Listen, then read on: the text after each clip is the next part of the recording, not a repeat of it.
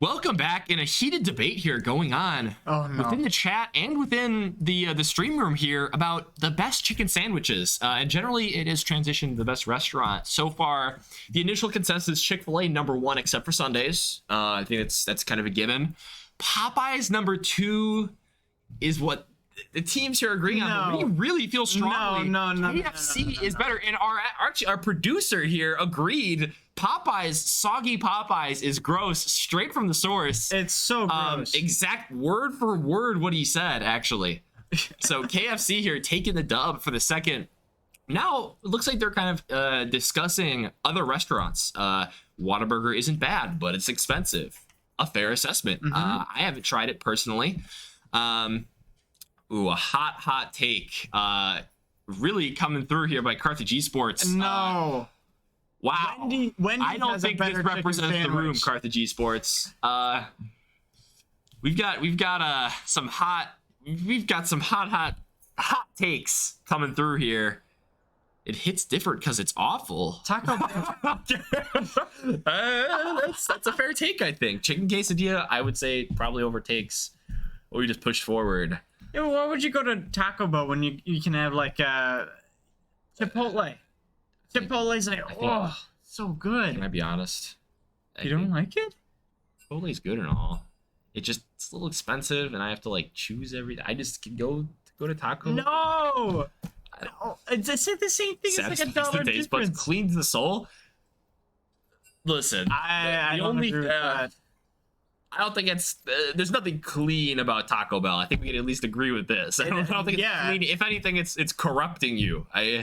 It's the filth of Taco Bell that, I mean, that's like a guilty pleasure meal that you go there for. Well, except for the Baja Blast. I need the discourse in chat here. What is chat saying? I mean, we need a consensus. Chat, what do we think? Best chicken sandwich and generally best chicken meal of all the restaurants. What do we think? Raising Cane's is #1. No one can change my mind. Had Raising Cane's. Oh, we're going. We're going when? When is it open till? It's open till 11. We can make it. Oh my gosh. It's over. Yeah, we got this. And it looks like we're in there. Perfect timing. We can all agree Chick-fil-A is the best chicken spot. And whatever was said about that burrito, we can just move past. Sejuani ban going to be first by Bird. Also Bird going to be banning the Anivia. I like it. Getting 2 Freljords right off the bat. Yeah, you do speak about how much you love Freljord. Every time. It's pretty cool. It is. But that Sejuani ban, that's very interesting. It's like our Sejuani, our plays. Yep, pretty standard here so far. I mean, obviously, Raymond the Goat playing a lot of that Atron, Spice playing a lot of that Sejuani, and they're both power picks too. So yeah, makes sense to ban these. Yeah, and because I don't think in any of the other bans it has been like this. So it's very interesting having like 2 of our most synergized champions just taken out right away. Yeah, that's fair. And Fiora as well. Scared of the Raymond the Goat Fiora. That's a solid pick, I'd say. A Caitlyn ban also coming out, just an obnoxious champion, very hard to play against in lane, can get massive advantages. Xerath, we saw what Xerath could do. Oh yeah. We don't need a Xerath in another game. We really don't. Gwen's going to be the first pick here for Raymond the Goat. It's a Gwen game. I like it. I like the pick. I think Gwen is really strong. A little bit weaker than I remember her, with that little bit of the true damage going away, I believe. But still really awesome. Love Snip Snip. Snip's pretty good. Another thing though, Maokai, obviously, once again, we saw in the last game, incredibly strong, very good jungler, also good in the top lane. We'll see where it goes. It's a pretty good flex pick. Zillion gonna be picked up for that support role. One of your favorites. It's a good champion, man. They've played it so well too. I mean, I'm surprised teams haven't started banning it. Oh, for sure, yeah. I mean, it just really helps, like the crowd control and just especially with the R's, the amazing plays going from there. Oh yeah, love to see it. It's obnoxious to play against, and especially if you're trying to like really blow up one target. I mean, all of a sudden, you're just alive again. Like, what in the world? Kennen. So I think we're seeing who's going to be the top lane here. This is going to be a Maokai jungle. Kennen in the top lane, assuming it's picked. I believe it was. So Kennen's going to be the matchup into the Gwen here. That's pretty normal. They're just really playing for team fight here. Oh my goodness. Playing for team fight here so far. Looking to contest those objectives and make those big plays. Yeah, I think this is the first time I've seen Kennen on stream. This is going to be really exciting. So what's a brief overview of what Kennen does? Cannon clicks are. So slicing Maelstrom, the Cannon ultimate, has it's a big circle around him, which does a lot of damage, actually reduces magic resistance. That's very, very important. So it does a lot of damage, even in tanks in most cases. But it's synergized with the W, because his W is a passive where he stacks up these little charges on his enemies, and he stuns after it gets 3 charges. So he ends up stunning a lot of people and doing a lot of damage. So you just have to be really mindful of where this cannon's going and such.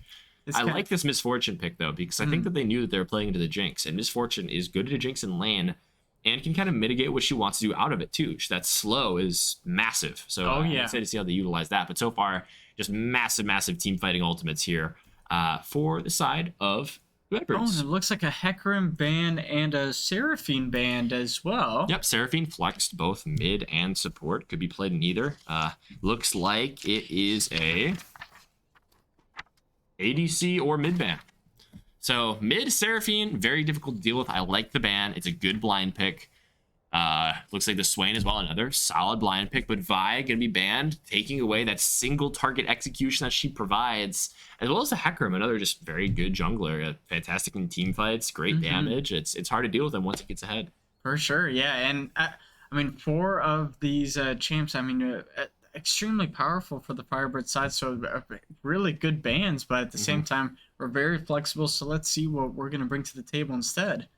Okay, Volibear is going to be the jungler here. I really like Volibear with a lot of Blitzkrieg's mid laners that he plays, so excited to see how we get that, but we're going to get the mid counter pick. This is something we see pretty much all the time with Firebirds Red. They like to give Blitzkrieg that mid counter pick, get him that winning matchup, and it's worked for them, on the year. It's been successful, so we'll see how this goes here. We'll see what they try to respond with. So far, it's just team fight. Lissandra, the great neutralizer. Really love this pick here into Blitzkrieg.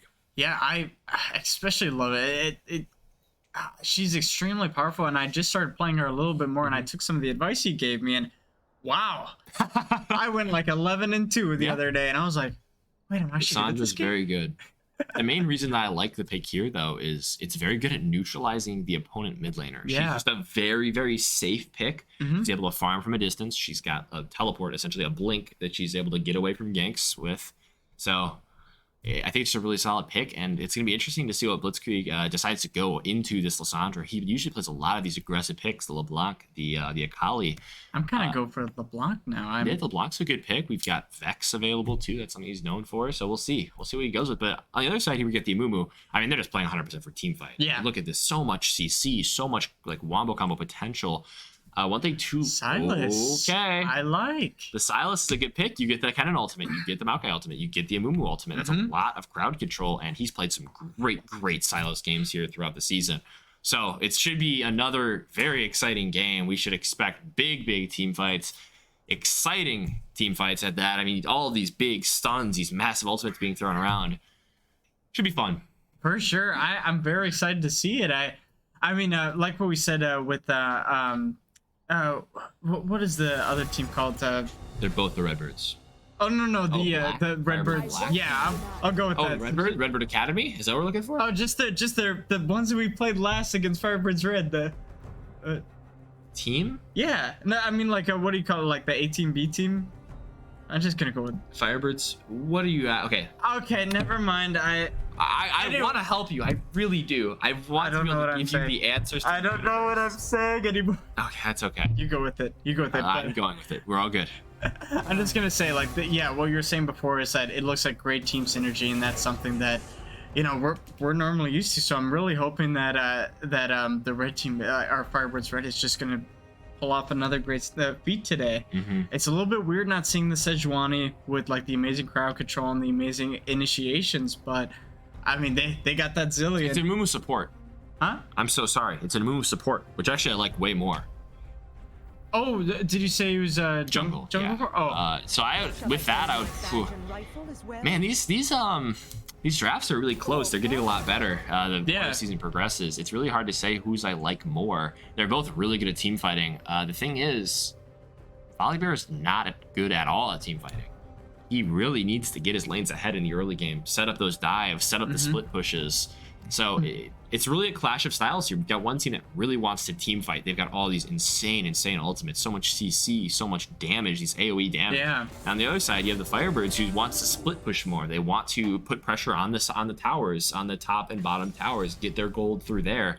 So excited to see how they both play it out, but if I had to choose just purely based on execution, I think that I'm going to give it to the Redbirds here. I think that their team comp is easier to execute. Yeah. It's a little bit more simple. Okay, we want a team fight. We're going to click R a lot. Yeah. Very easy to execute. It's a lot more consistent, so I'm probably going to give the edge to them.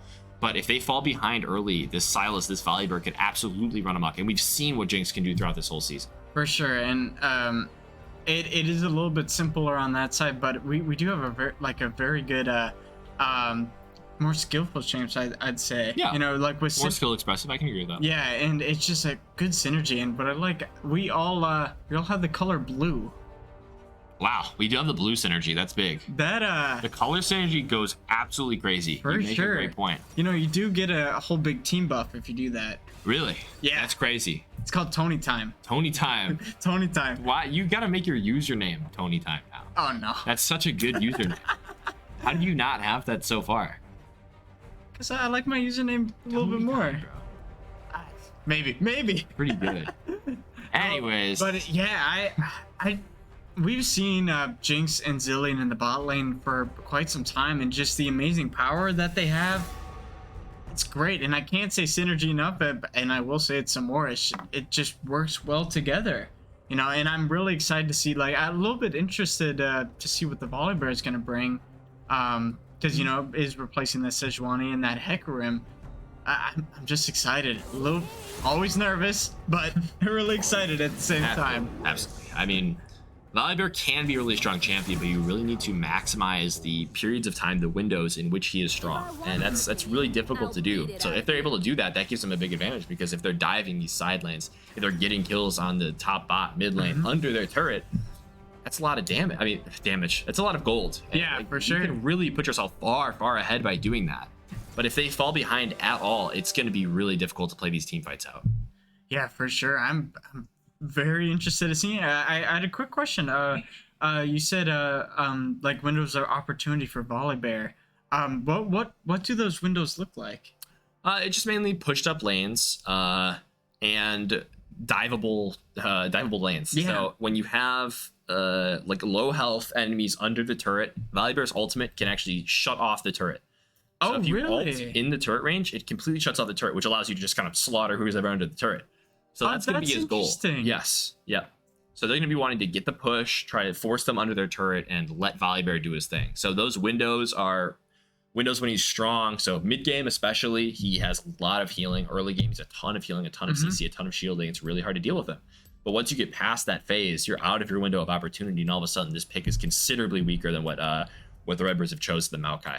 So Volibear is going to try and make his presence known very early on in this match. Yep. All right. He's going to want to be moving around and getting a lot of kills, making things happen, and we will see that after our spectator delay, 2 minutes and 47 seconds on the dot. We'll be back with you.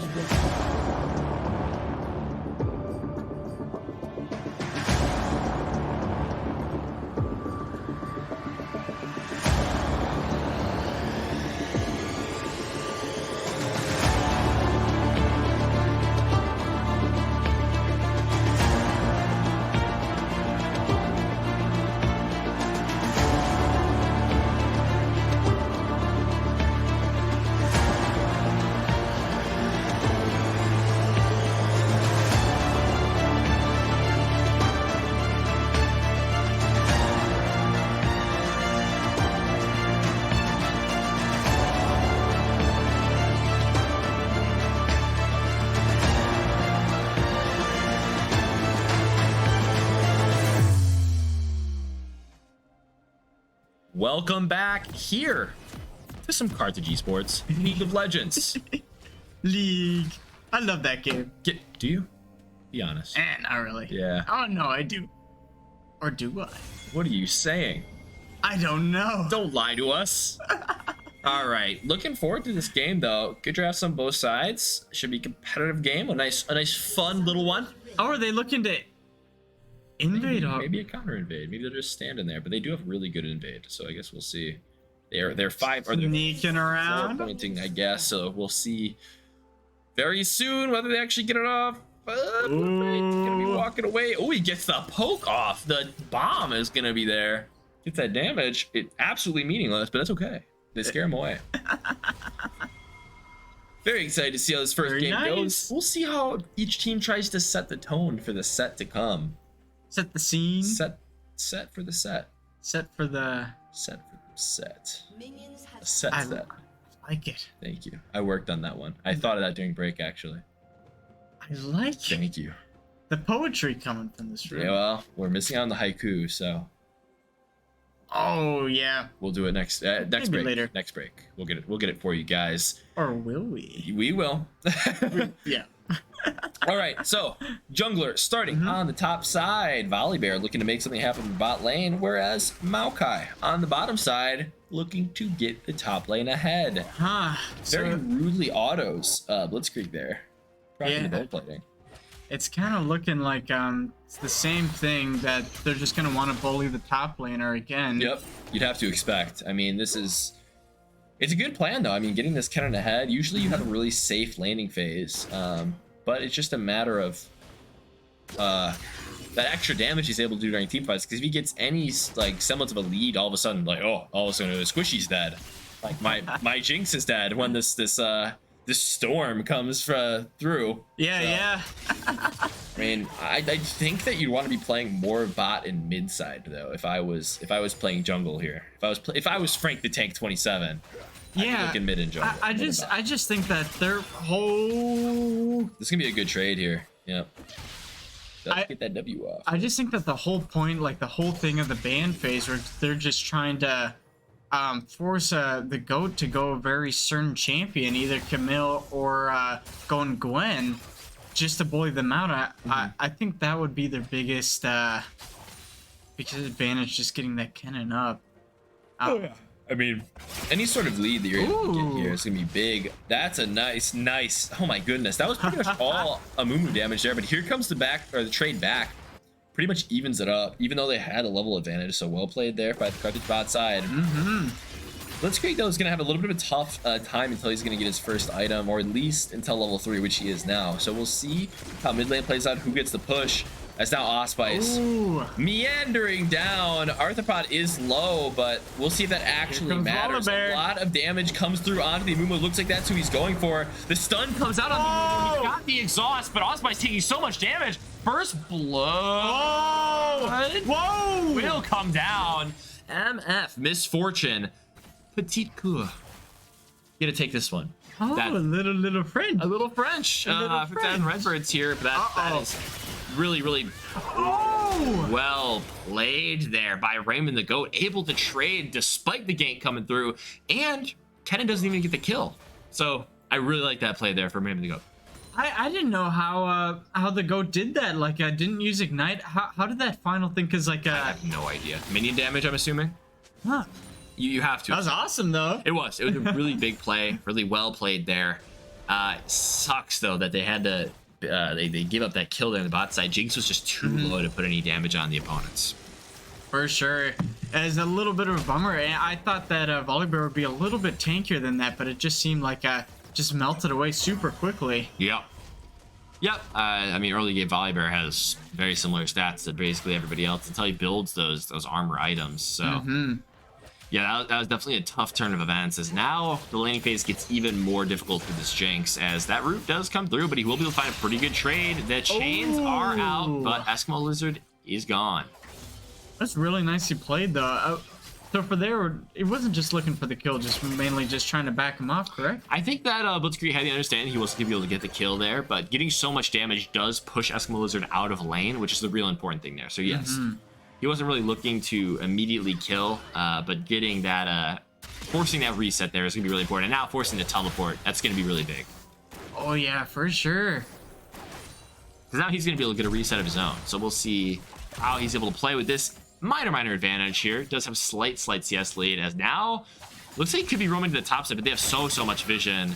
It's kind of unlikely that he'll be able to get anything off of this. Yeah, it looks like Cannon's back in. But yeah, Kay's walking back. Yeah, really good vision around the top side. I mean, you see that whole area walking in is completely lit up. There's no way that this that Silas is gonna be able to slip through that defense. Is now Frank the Tank's looking mid lane. Got a Maokai on the prowl, and Silas is the next target. He might push up far here. Frank the Tank will not get that root. So nice little play there. Gets a little bit of an advantage for the mid laner. Although it doesn't really look like it got too much. So Blitzkrieg will get that level up. That is nice, but Maokai gonna get that vision for his troubles. I do find it interesting that let's play, like, if Blitzkrieg was just trying to... I really think the Valar should stay here. Because, yeah. Oh, yeah. Because then I think that it'd be kind of forced, as well as the Lissandra, would be forced into kind of a weird situation where the wave is pushing, but you can't really walk up because she knows that the jungle is there. So, yeah, definitely could have forced a little bit more of a play there, but I think all is well. No big issues here. Nothing wrong with playing a little bit safe. No, not at all. Not at all. I thought Drago was going to be picked up, but it looks like they're still just waiting to find that one advantage. Both teams just kind of jabbing at each other, seeing any weaknesses, any hints of weakness in the opponent's armor, if you will. For sure. But so far, none showing. So just really clean play here so far. Boring play, but that's kind of what both teams are looking for until they get to these team fights. Yeah, I'm a little bit surprised I thought there'd be a little bit more explosive action with just the way that both teams look. But no, that's all right. It'll be much more explosive now that everybody has level 6. But one thing I'm surprised by is this Firebird hasn't really gotten too much done. I mean, you really need to get some stuff done when you pick this champion. But I mean, Space does not have level 6, so they do force out the flash, which is nice, but no more. I mean, Firebird needs to find some more advantages. For sure, yeah, and it looks like the first drag will go to the Redbirds. Yeah, that's a little really bit nice. of a lead, but not too much. Yep, 500 gold's basically a nothing. It doesn't really change anything. I mean, think about it. If it's 500 gold spread out among the whole team, it's 100 gold each. Yeah. It's not even an item, or not even a component. So it really doesn't change too much about the dynamic of any lane. Plus, there's advantages on both sides. I mean, the mid and top are ahead as far as the Firebirds, whereas I'd say jungle and bot lane are definitely ahead for the Redbirds. So Battle of the Birds here. Let's see who comes out on top. An all-in trade could be looked for here. Does get the ultimate. It looks like nice. Blitzkrieg does take out the safe Lissandra, should be safe Lissandra, but really good to find that kill there. Lissandra just not putting enough respect to that frozen tomb that she herself has. Yeah, I just find it so interesting, Silas as a champion as a whole, just stealing ultimates, that there's a lot of things you can do, but just knowing one's enemy, that's the whole point of about the champion, and I find that awesome. Yeah, it is really big, and I feel like you see often with these Carthage Red games, you see Blitzkrieg get access to a whole plethora of amazing ultimates. That's a big word, man. But he gets a lot of good ultimates to choose from. The Lissandra ult and the Amumu ult in particular are just amazing. So I'm very excited to see how he utilizes this in these next team fights to come. Yeah, and Blitzkrieg always knows just the right ones to use at the right opportunity. I always think. Huh? Feel. It's a feeling. It's a little gut feeling? Gut feeling.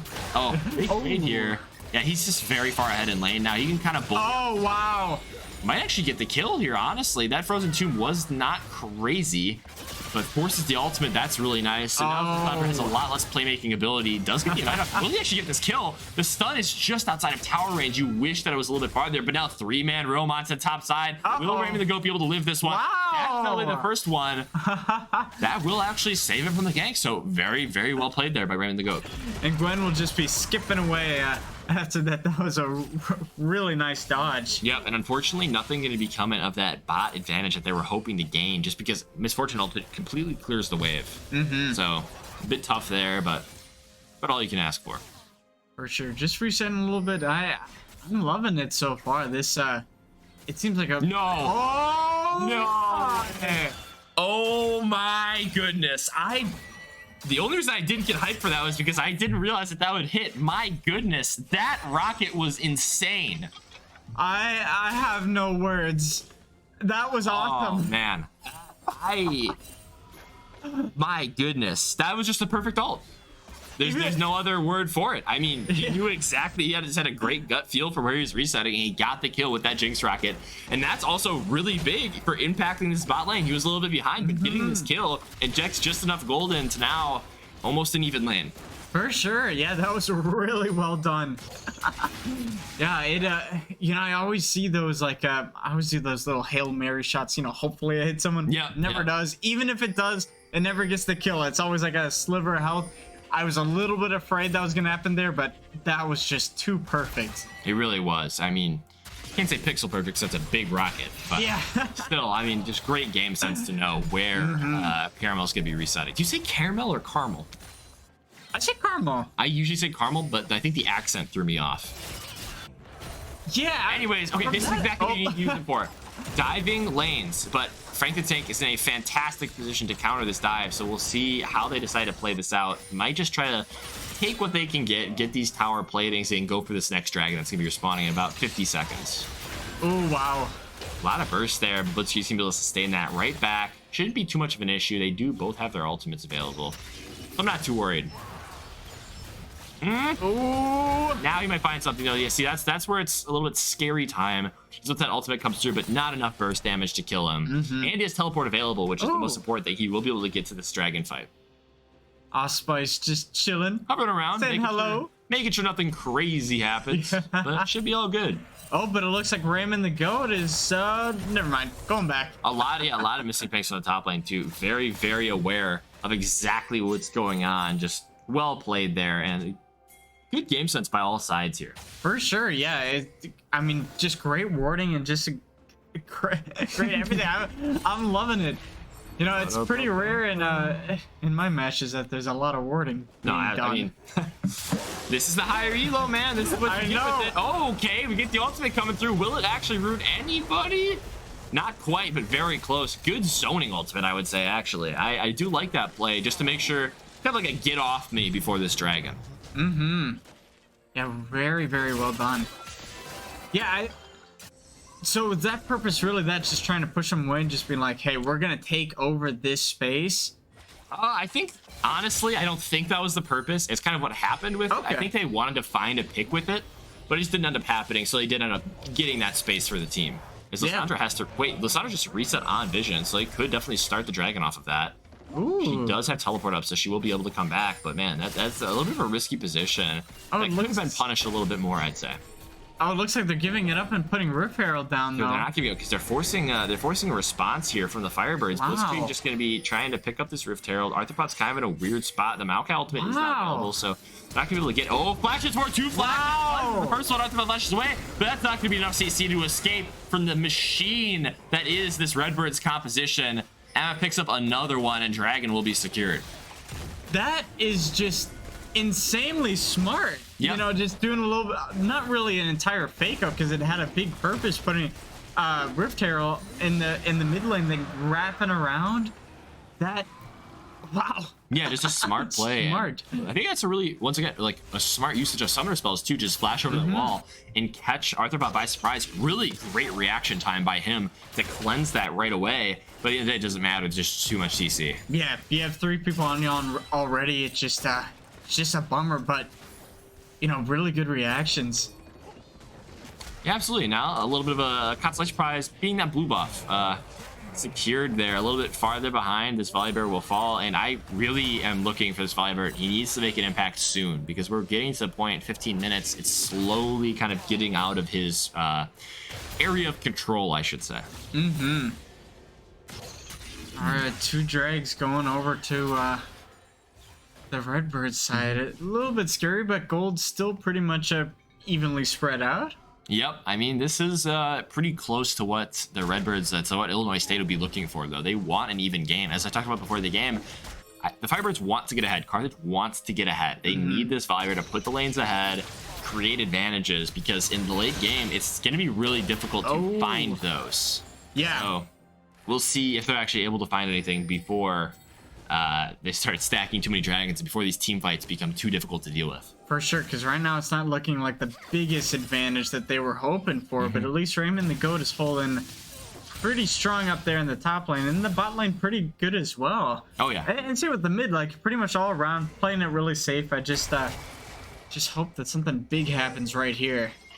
100%. I mean, Raymond the Goat's been playing this fantastically, and that's the one like thing you can look at and go, man, what a game Raymond the Goat is having.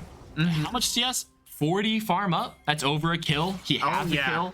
I mean, this is a strong Gwen right now. But will a strong Gwen will be able to live 3 people? The ultimate is available, so he may be able to he might even have the healing to turn this a little bit, get a kill.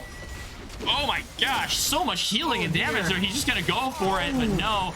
Flashing away. Allspice now ulting in. Will he be able to find it? Flashes forward, gets the exhaust down.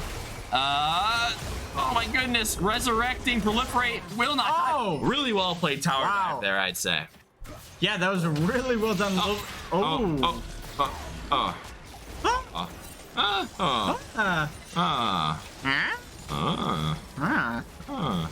Anyways, good play there. I mean, just catching them out. It's smart. Oh, they gotta be careful. Amun was on the prowl. Oh yeah. Oh, but now backing up a little bit. Yeah, that was. It was unfortunate. All 3 of them went up there, but at the same time, is that the Firebirds knew just like, hey, we're gonna take a few other things over here, make it pretty much even. It's called a cross map, actually. Oh really? Yep. When they just decide to take different parts of the map. I'm gonna write that down. Yeah. It's usually used when talking about Dragon and Rift Herald, like, oh, the team is on Dragon, well, let's cross map, let's get the Rift Herald. Okay. Let's find an advantage on the other side of the map where the enemies aren't, basically. Yeah, it was really, really well done, just making sure opportunity cost. No? Absolutely. That is, oh my goodness, you're bringing the marketing here. You're doing the business in here. I love that. Time is money. Time is money, and time is what the Firebirds wish they had more of here. Oh, yeah. Going into the second phase, I mean, yeah, you got that kill, but you need to get this Jinx a little bit farther ahead, I think. For sure. But, I mean, there's still time. It's just not the best position they were hoping for, but, you know, they can still make a lot of it from it. That we've seen some good team fights so far, at least trying to get a few few them out, so let's see what happens. Another thing to note, Blitzkrieg 2-0 has the mythic. Oh yeah, has the dark seal, so he's gonna be scary in these team fights. And this time it looks like Crown of the Shattered Queen. Yep. Goodbye, I'd say. Just because of how much damage they're trying to put out at the start of the fight. Like I talked about before, they have so many ults that synergize really well together. But if you don't pop this Crown of the Shattered Queen, that's like a 60% damage reduction. Yeah. So for 2 seconds, you just won't be able to kill the Silas, period. So it's gonna be, they're gonna have to play around that passive. I just always hate running it because, like, just imagine the slightest little, like, speck of damage and that crown just goes, nah, you know what? Never mind. No, I understand. Because if you don't play around it well enough, that will happen. And all of a sudden, you just have kind of a dead mythic, if you will, like a mythic that doesn't really provide anything to you. So if you play around it well, great. But if you cannot find that fight where, oh my gosh, Crown of the Shattered Queen just completely mitigated all of the damage, then it's tough. Oh, yeah. They do have 4 for this fight. They could opt to go in, but it looks like they're just going to walk back, bide their time, look for a better engage. Dragon comes up. You do not want to give them soul point here. You do not want to give them a chance to force a fight, because that's exactly what this team comp wants. This team comp wants you to have to walk at them and force a fight and look for their perfect engage. Because now they're gonna force them to try and do something here with this Rift Herald. They're moving around. They're trying to stop this. Allspice is really far up. He's got to be really careful. He's got to be wary. And there you go. Crown of the Shattered Queen is popped. He does end up taking the Moon ultimate, which could be a turn of the team fight if he's able to get a good one. But playing this slow, just kind of, once again, little jabs, checking to see what the other team is doing and waiting to see when the other person makes a mistake. Try not to force the engage, because if they do, either team could turn this very quickly. I'm kind of hoping that it's worth it, though, you know, having Shelly go all the way up, taking out really smart there. Really smart there by Blitzkrieg, catching out this Lissandra in the bot side, having to flash away. The ultimate coming through from Raymond the Goat will get enough slow, though. The ultimate by the Jinx, the Ignite will almost certainly kill eventually. There it is. Very nice. Now Osspice jumping into the whole team does have that resurrect. Maybe just trying to buy time for the rest of the team to come forward. He will certainly die here, so they are missing a smite. But now Arthur's stacking that lethal tempo. Nothing. That's big. Blitzkrieg's in the back line, taking out one. He's on to the Amumu. He wants more. He gets a second. Very nice. Picking it up. Blitzkrieg now forcing the flash from the Amumu. This dragon is secure. That was amazingly well done. It's what we were hoping for the last 2 games, is that they move back in, sandwich them in. It's just well done. And like what you said with that Zillionaire, just playing that timeout, it allowed Blitzkrieg to come back up and just meet everyone in the middle. That was great. Yeah, that was really well done. I mean, you love to see that kind of play, because that was perfect. They spotted out the Lissandra on vision. They acted on it. They killed Lissandra. Now it's a 4v5. So they forced this fight that they know that the opponent cannot win, and they capitalize. That was, yeah, just like what you said. I couldn't say it any better myself. That was really well done, and they got the drag. They stopped that from going. So really nice. Got a little bit of a gold lead. Looks like they're going to be looking towards this Baron now. I did see an assistance ping, so maybe that is what is next on the Firebirds docket. Oh my gosh, so much gold here on Blitzkrieg. 8 Dark Seal sets, almost towards the Banshee's Veil, which is the next time he's going for. So that's another spell shield. So he's just going to be living, basically. Yeah. My man is living. So, what will break first? Crown of the Shattered Queen or Banshees? Well, Banshee's Veil completely immunes the damage that you take, so it won't even register as you taking said damage, I believe. So that one will block first, and then Shattered Queen. Okay. Correct. But also just a really good item. So you see a lot of AP, a lot of ability power on the side of the Redbirds. Kennen deals ability power. Maokai's AP. Lissandra's AP, Amumu's AP. So this Verdant Barrier is actually really big, but now Osspice not in the place he wants to be, but he may just get out also over the wall. Francis Tank is kind of all on his own, but he does kind of catch up for the prey. Here for Osspice. This is exactly what you're looking for the Redbirds, just finding these picks, using these ultimates, these great synergies. Oh! Almost gets the kill. Raymond the Goat is back. Blitzkrieg is pushing on that bot side, but very good pick to find there for Illinois State. For sure. It's very simple and compact together. It's like what you were saying before, is that they're very easy odds to get off, and they got rewarded for it. One thing to note, if Misfortune does have a bad ultimate, this Jinx will take over teamfight. Jinx does way more damage, has way more range as Misfortune. So if they do not maximize the Misfortune ultimate, it's just tough. There's nothing else to say. They have a lot of teamfight.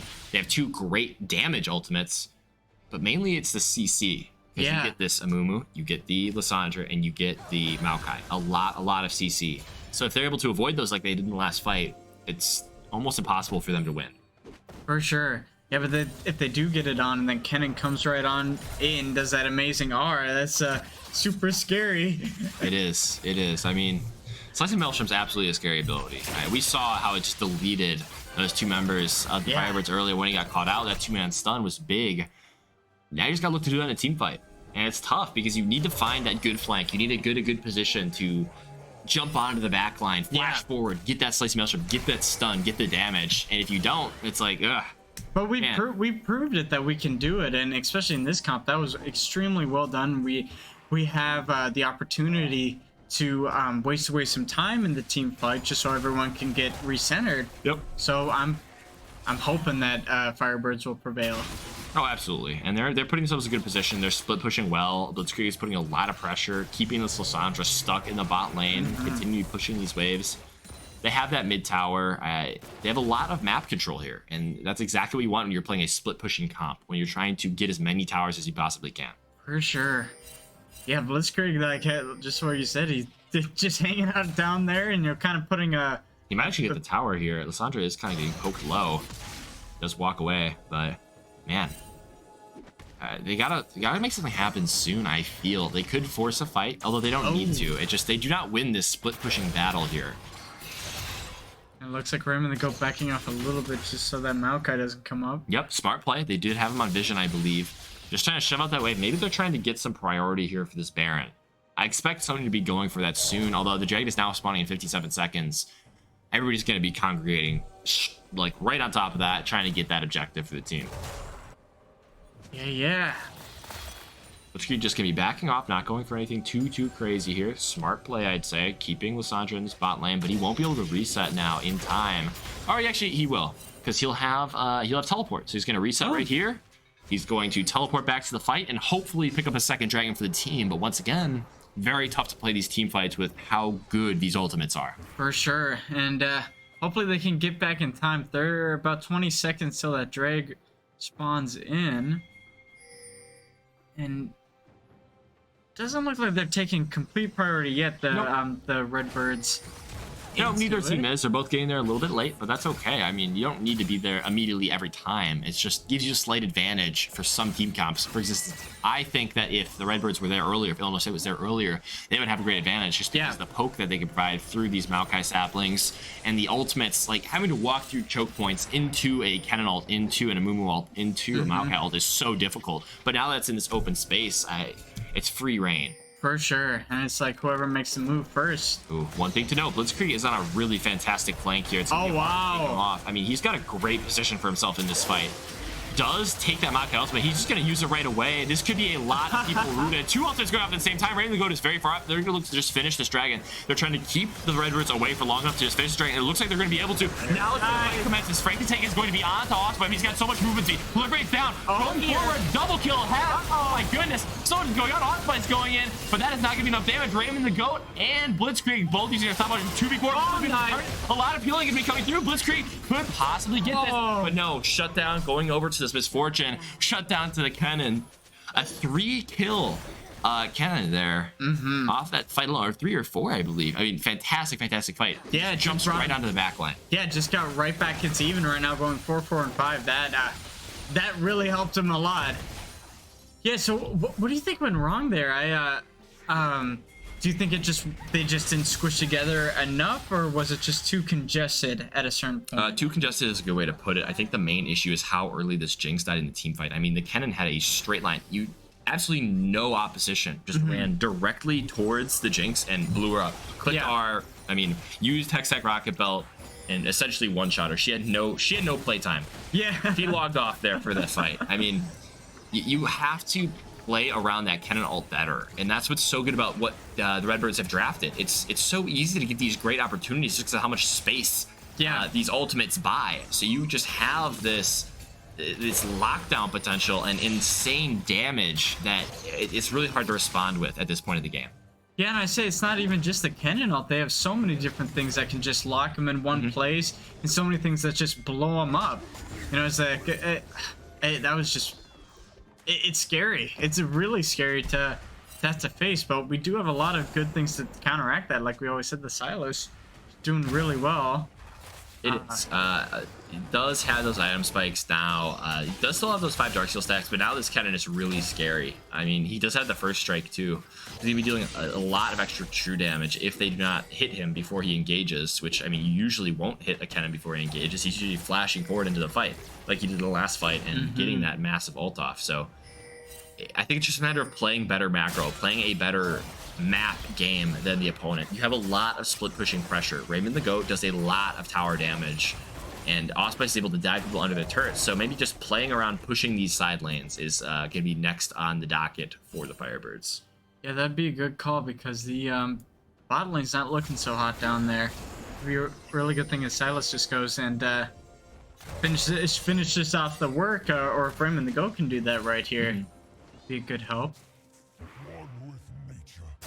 We'll probably get this turret here off of this next wave, but it looks like Lissandra's kind of one-tapping these waves, not even letting Raven go and have a chance at touching this turret, which is, I mean, very well played by him. Eskimo Lizard, despite falling behind early, I feel like it's had a really good game. Now, always being there, like, where it matters, you know, just doing, giving that utility is, oh. He is caught out here, does have the ultimate, but he's going to be going down. I mean, that's just a really tough spot to be found in. And there goes the stacks as well. Yep, and it looks like this Baron is going to be taken. Raven the Goat will be able to take this bot tower, but they're going to have to give up this Baron. Or go for a crazy steal, hey. Crazy steal. Firebird does have the ult. He could just jump over the wall and go for something, but I don't think that's what they want. I think they're just going to try to put pressure. This is exactly what I would do. Just try to get turrets, get some more gold. I mean, you have to find a way back into the game somehow, and one way you can do that is through taking these turrets. Yep, mid turret also will be taken, so that's actually a pretty big play there. Down to tier 3s here for both the mid and the bot lane. Running away frantically, targeting the Firebirds, but they're gonna get out, I feel. Yeah, without a doubt. Yep, they're out. So mission success. Do give up the Baron, but I think it's a really good trade-off. I think they found they made the best of a bad situation there. For sure. Yeah, it was a little bit of a bummer that Silas got caught up there, like with 4 of them just setting up for an I thought Shelly was up there. My mistake. Nope. It's tough without glasses. No, I get you. One big thing to think about, though, that I just kind of realized, I think that the Firebirds win any sort of extended fight. I mean, the amount of healing that Gwen and the Silas have is massive. And of course, this Jinx just keeps getting more and more of a problem as the fight goes on. This continued damage that she is able to provide, as we talked about before, much more than this Misfortune. So as long as they're able to survive this initial burst, I think that they'll be able to take this next team fight. Yeah, especially when pretty much all their ults will be on cooldown. If they can find a way to either mitigate it or work around it, that'd be extremely helpful. Yep. It looks like the dragon's gonna be spawning in. Yep, Jinx does pick up that Infinity Edge as well, so that's a really big power spike for her to get. The Misfortune may be much farther ahead, and they're just gonna melt this down. So yeah, not even gonna have a chance at this dragon. Soul Point now goes over to Illinois State. We see a little Jinx salt. We just tested to see if she could steal it. Smart, I'd say. Why not? It's a short cooldown. Go for it. But I feel like it's tough because the Redbirds are just really in the driver's seat here. Yeah, that's really a zoning ultimate right there. Mistake though. Yeah, I think that's just a really good ultimate. They're really securing this bot turret, putting some pressure on, and now some resets coming through, trying to stop the Jinx from taking out the turret, but I think she's going to be able to grab it and just run away with it. Well played. Now going to be running up towards the top side and grabbing that one. Good macro plays by both teams, so I think that the actual threat here is more coming from the Redbirds. They have a more legitimate threat of just winning the game right here than the Firebirds do, so they're going to have to reset, get some people back, and hopefully turn this. But now 3-man ultimate there for the Amumu. Will it matter? Slicing Maelstrom does so much damage. The Arthropod now is in the fray, stacking up that lethal tempo, gets one, flashes forward. Nice. That will not matter. Taking down 2 is Arthropod, and that could be a very nice gold swing that the Firebirds needed. Now gonna be able to take up that top tower as well. Push them down to their tier 3s on all sides. Yeah, it's really nice to see is that, like we said before, like making the best out of a bad situation. They're pushing a bot, and we got a lot done in the mid and top lanes. Is that it almost makes it even. We did get our in-hit taken out. Yeah, that's something they've done really well though so far, is making the best of these rough situations. They're down 1,500 gold. They're getting pushed in by Baron, but no, we're gonna be pushed up at your tier 3 turrets, and we're gonna take these turrets, and there's nothing you do about it because you're out of position. Yeah, they're really heady play there by the Firebirds. They're playing the best cards that they can, and it is working extremely well. They're not too far down in gold as well. It is anyone's game at this point in time. And I agree. I think the main thing though, the advantage that that the Redbirds have bought themselves by getting these objectives is now they're able to force a fight. The Firebirds cannot ignore the sex fight. They won't be able to say, okay, well you get this, but we get these other things. Yeah. They need to fight this next dragon, or else that's Dragon Soul, and that's a massive advantage that you're giving over to the Redbirds that you just can't afford. For sure. Yeah, hopefully that they'll set up a little bit earlier this time, and doing that amazing play the first fight that they had with a Blitzkrieg rotating around. But Bandage does catch him, but will they have the damage? It's a lot. Ultimate coming through. Proliferate will get there in time. Does the resurrect, so he buys some time for the team to get there. But he's in the middle of 4 people ulting out. Oh my goodness! He does manage to get out, and now Jinx is in the fight. He's here. The ultimate does miss mainly, but hits enough to kill Allspice, unfortunately. Oh my goodness, what is this movement? One in the process. So it's running forward. She is real excited. Getting that down, getting another movement speed bonus. That's getting a double kill over to Arthropod. That is a lot of priority here for the Firebirds. Ready to go outside. That's really important. So much pressure here on to the Redbirds. How will they respond? They have their mid play. They're getting their mid pushed in. They're getting top pushed in. On the other hand, though, the Firebirds do have to respond to this bot lane because the super minions are going to be onto their turret, and if they're not careful, they could just get that turret lost. So, well played by both sides, but I think really good to find that engagement, and man, that Jinx was just melting. Yeah, that was absolutely insane. You're right about watching that Infinity Edge, like Power Spike. Yep. Insane. And does it? It looks like she also had the. Is that Ma? It is Maw Mortius. It is. So That's going to be always tough. surviving a lot of magic damage. I think it's a good item to build here because once again we talked about earlier how much magic damage is on this Redbirds team. There's a ton. So that is a oh my goodness, a counter against 4 members of the 5 on Illinois State. So once again, just smart buy. That's the main thing I could say about the Firebirds so far. Just smart play. For sure, extremely smart. I'm loving it. Just a matter of what the next decision, because the next decision could very well mean the game. We've hyped this up so many times, for a lot of the time of this game, of if they're able to actually force this fight, what that means. This gives them a free opportunity to find that massive team fight, get all those ults together, and win, honestly. Because they could, if they get Dragon Soul, that means that they won that team fight, and that means that they're going to go to the Baron, and they're going to likely win the game. So this is the next play that comes up could decide who wins and loses this game. Yeah, Baron is up 25 seconds for. They cannot trade this. This is super risky. So they're just assuming. Now, granted, they do have a lot of pressure to do this. Like, they do have the top and mid inhib exposed, but just going for this is so risky. It looks like they're going to try to force a fight on the other side there. The Redbirds abandoning that free Dragon Soul could be tough, but at the same time, you see how low Arthropod is. They might just be able to win a fight. They're backing off here. A very risky play. It's really tough to say who comes out on top through this. Looks like they're slightly backing off a little bit. Yeah, but they're on vision. They don't seem to understand they're on vision because now they're just going to walk straight back. Arthropod is really out of position. He is going to get ulted. He is going to be super fast.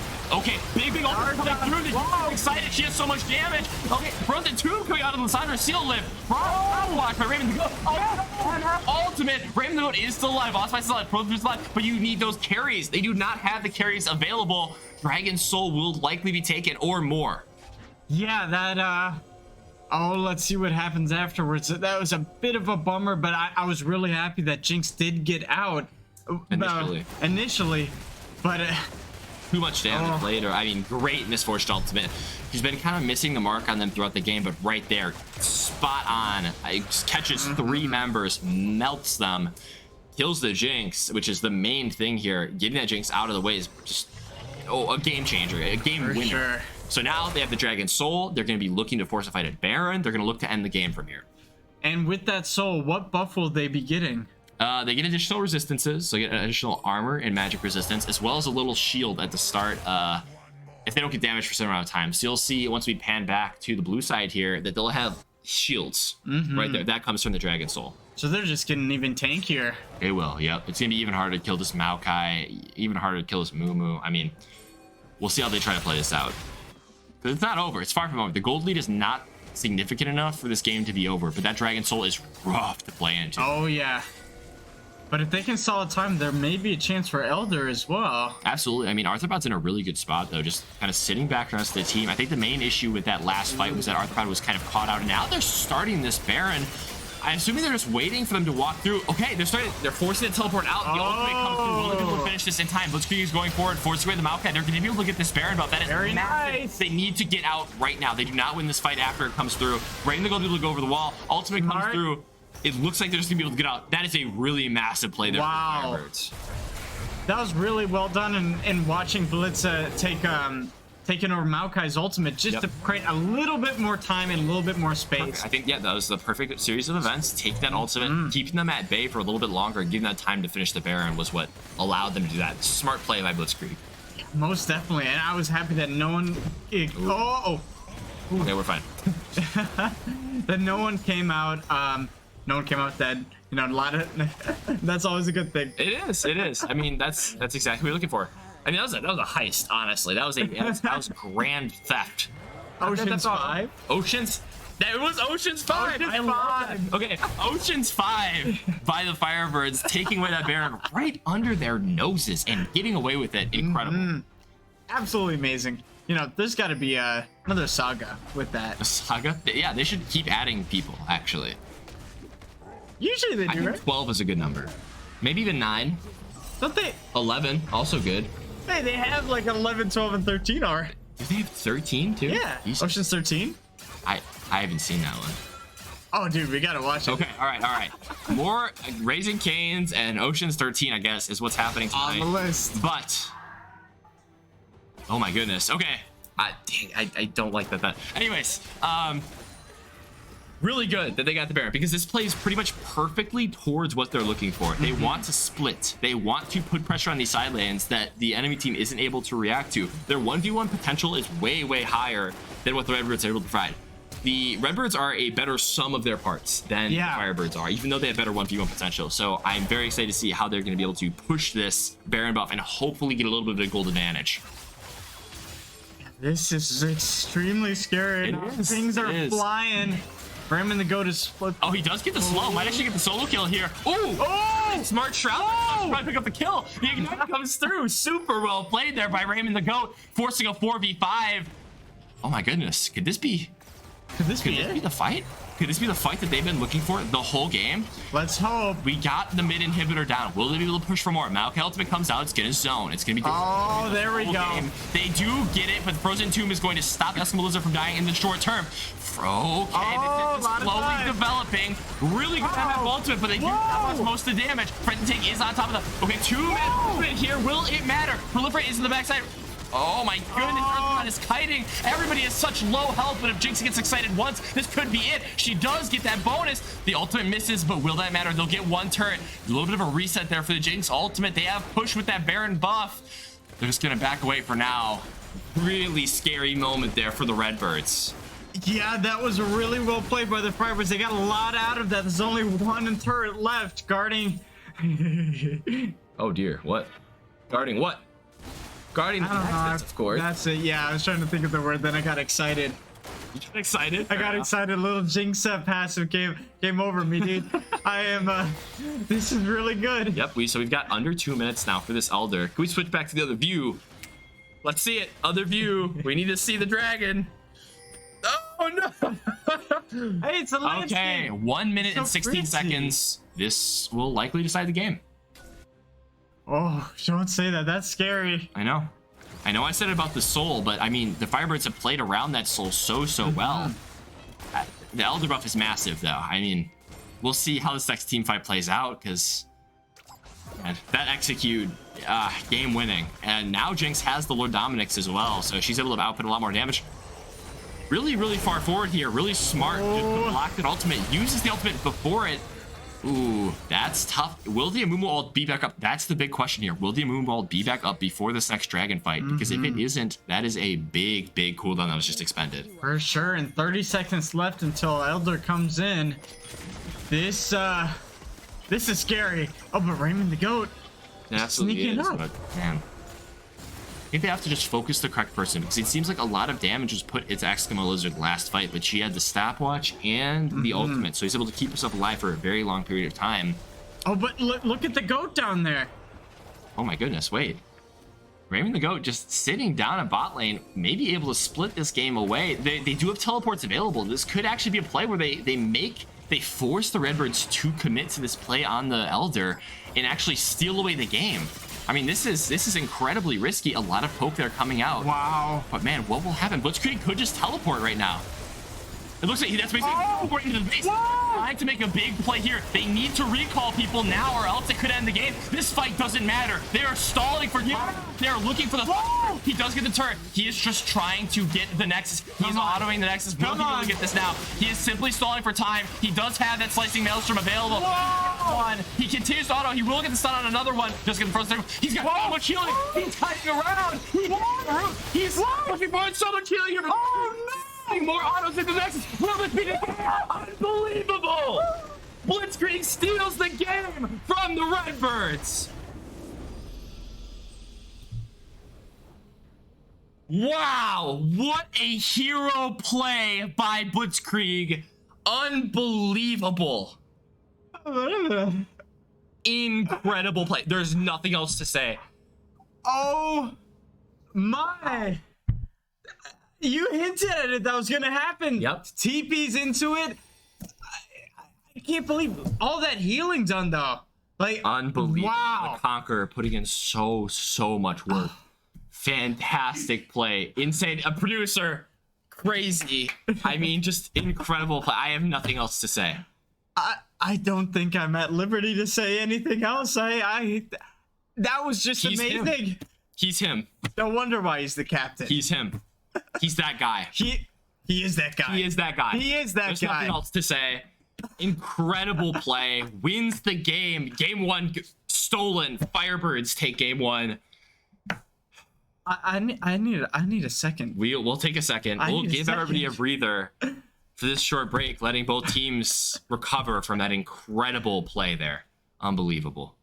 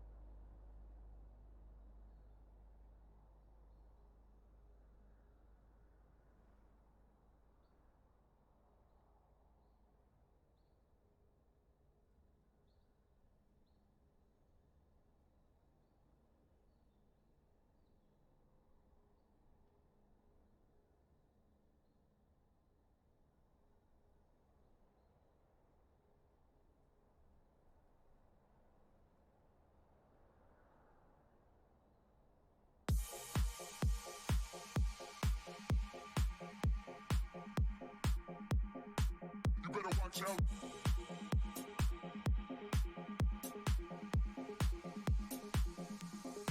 You better watch out, watch out, watch out, watch out, watch out.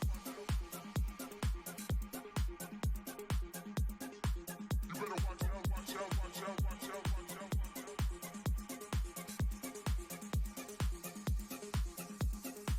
You better watch out now, yeah, Timber. He said he lied, but he lying like Simba. You better watch out now, yeah, Timber. He said he lied, but he lying like Simba. You better watch out now, yeah, Timber. He said he lied, but he lying like Simba. You better watch out now, yeah, Timber. He said he lied, but he lying like Simba. You better watch out, watch out, watch out, watch out, watch out, watch out, watch out, watch out, watch out, watch out, watch out, watch out, watch out, watch out, watch out.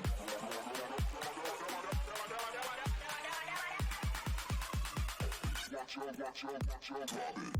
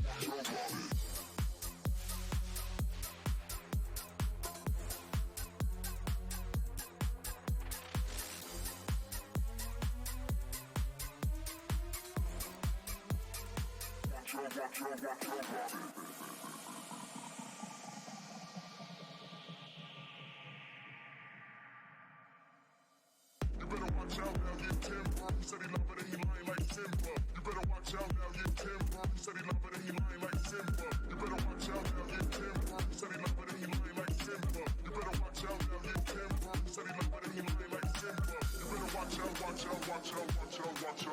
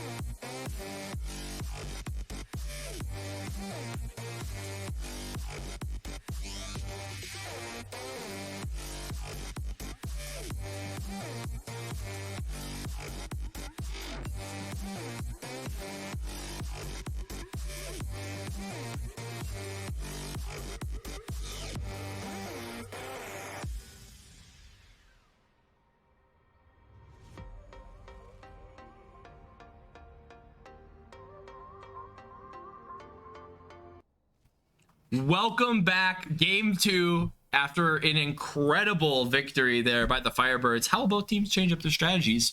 We'll see. So far, looks like the Redbirds not changing anything up, but I do love this Maokai ban here from the Firebirds.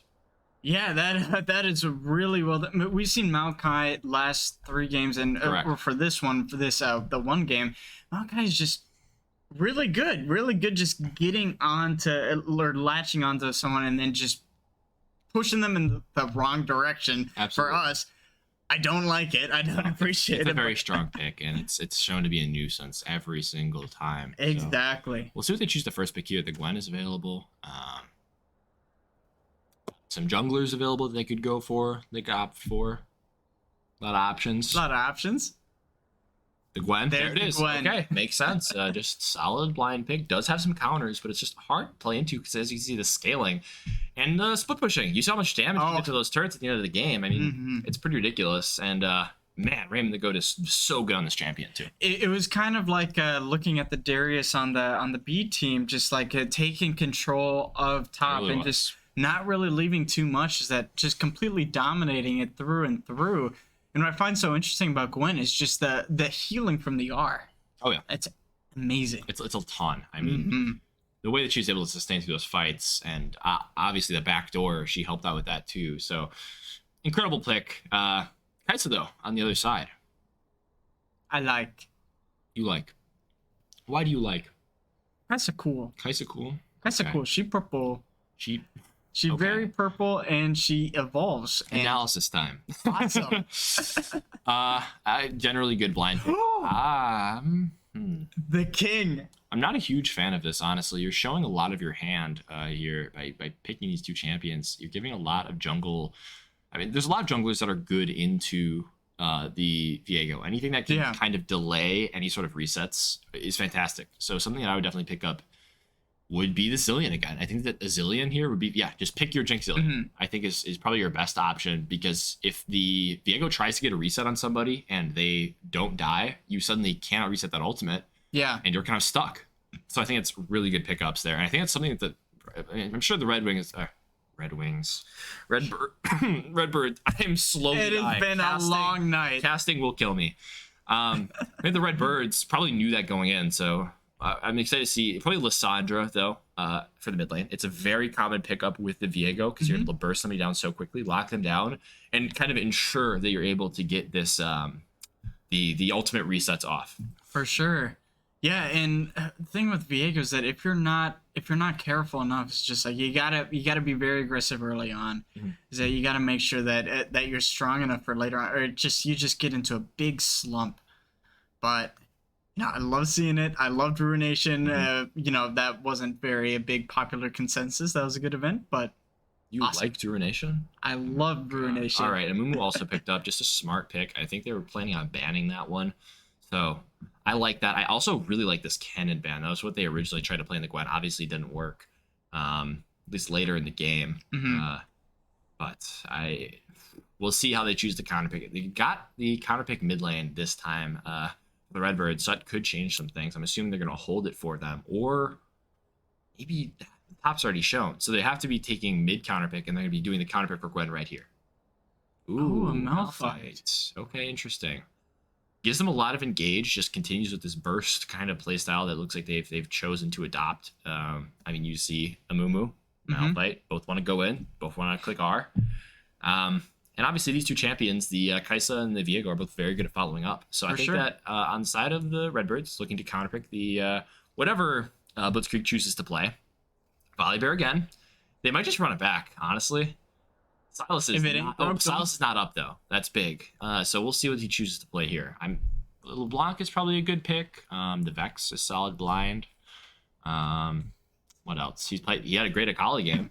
Azir. I like that Azir. I really like that Azir. So that actually gets a get off me tool, the Emperor's Divide, pushing people away. The scoop. That could be really helpful. What? They call it the scoop? No, I mean that's what it does. Oh, I was like, they call it. I love that. No, we could call it the scoop if you want. I'm calling it the scoop. We're calling it the scoop. All right, now mid counterpick. What do you go with? Usually it's something more aggressive into Azir. You could also just opt into the control mage. Versus control mage matchup. Victor, maybe. Right as you said. Oh yeah. All right, Victor gonna be picked up. Pretty terrible at lane, honestly. Azir loves laning into Victor. Has a lot of good poke. Once you hit level 6, all of a sudden Victor is scared because you can scoop. The scoop. Azir can scoop him away and get a kill. Also sets up really well for his jungler, being the Volibear here. So, quick question. Yes. For Azir, for the scoop, can you push it this way if you're facing you can push it anyway. You can turn it any way you want. Okay. You can dash forward and push people this way, that way, or that way. No, that way. Yeah. That's nice. That's nice to know. No, it's pretty big.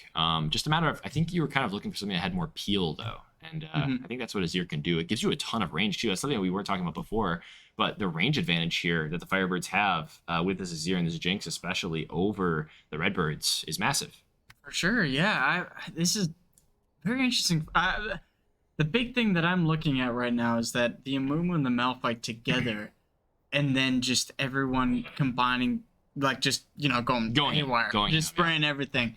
So I a little bit worried about that. The same times that we've known that this comp is tried and true, it works, and I just hope it works again. Yeah, absolutely. I have a lot of hope to it. It's interesting seeing the Viego, and it's interesting seeing the Malphite, but those are very strong. So looking forward to it. Yeah, I'm kind of surprised to see the Volibear pick again, but then again, I mean they've been pushed down the jungler priority so much. You have Sejuani, Hecarim, Maokai.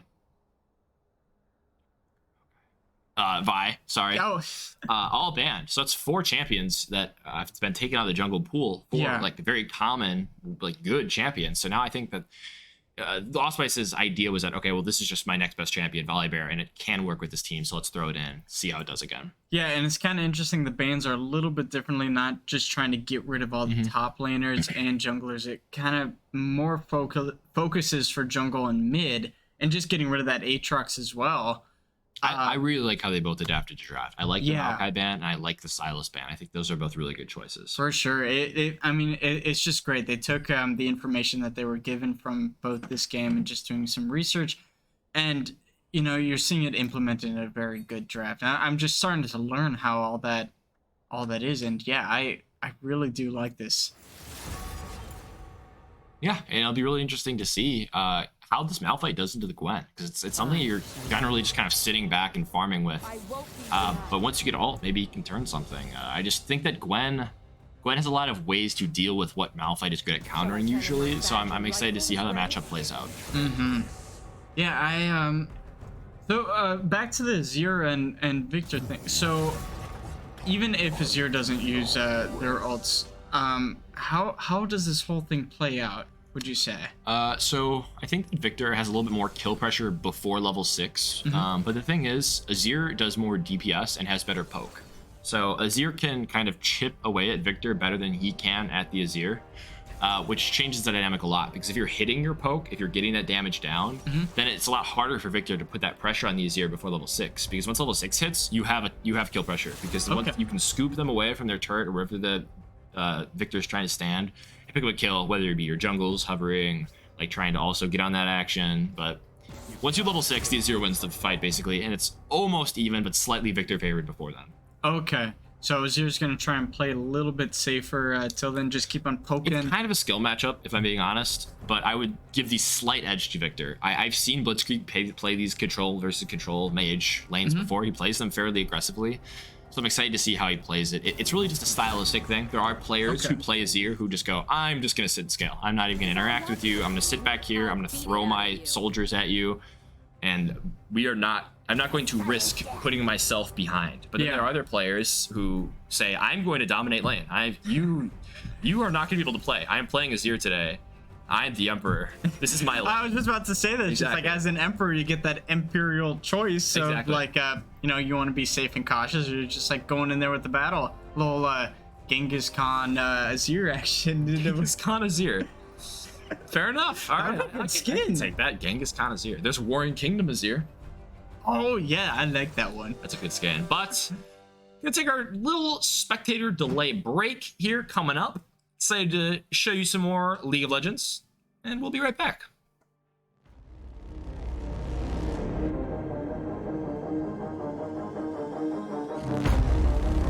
The high Wheathen shoves that right over to the Lions half. Looks like this one's going in. Are you kidding me? Don't over behind. We're gonna see the barrage. The barrage. Oh my gosh, Nico is just dominating right now. What a play! That's disgusting. Oh my gosh, that was disgusting.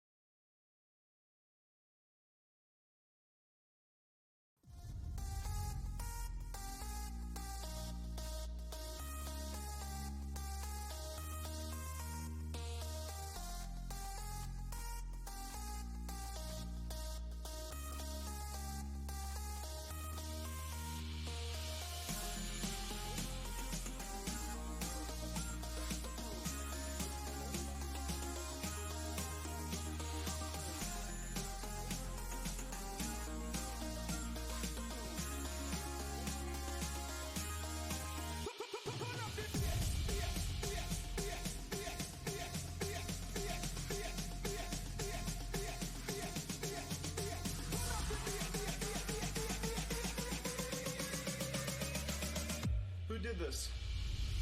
Who the freak ate my snack bag?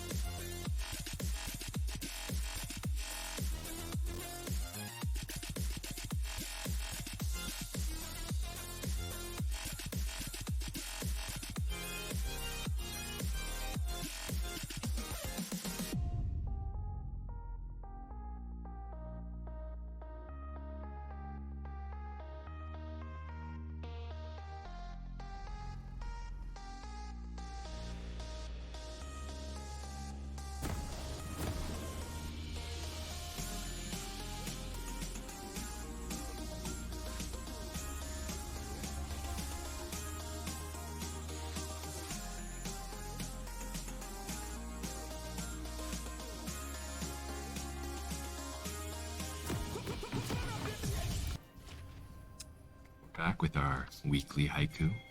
Today, Yes. Tony here's with our haiku. Hit him with it. The haiku for this week is Azir is here now.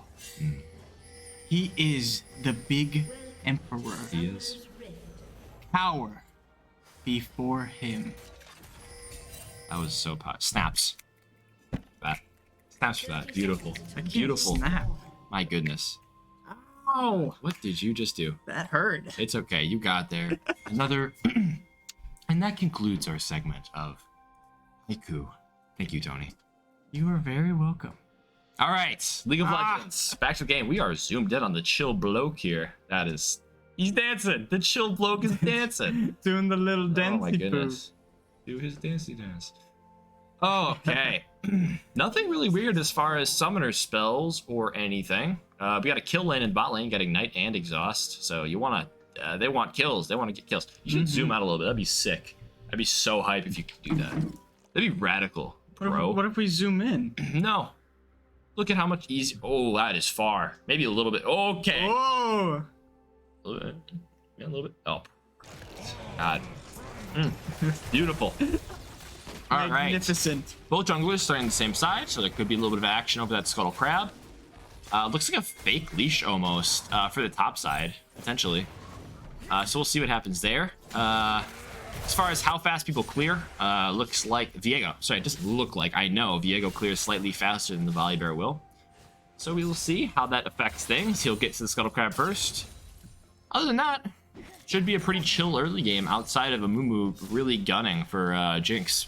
You know, always at the opening, it's kind of like pilots. You know, being like, oh, it's gonna be a like, you know, when you go up there, it's gonna be a really nice, like, even not a lot of turbulence right now. You know, okay. Heading into the storm. I get you. You know. And now, welcome to Carthage Airlines. Here with my co-pilot Tony. I don't think you want me as your co-pilot. About 20 mile/hour winds. Going to be experiencing some minor turbulence. So it's get about 30 minutes into flight. Just remember, turn off all cellular devices off lift-off, and just enjoy the ride. Any questions you see, look to your right and left. I'm sure you'll see our flight people that can help you out.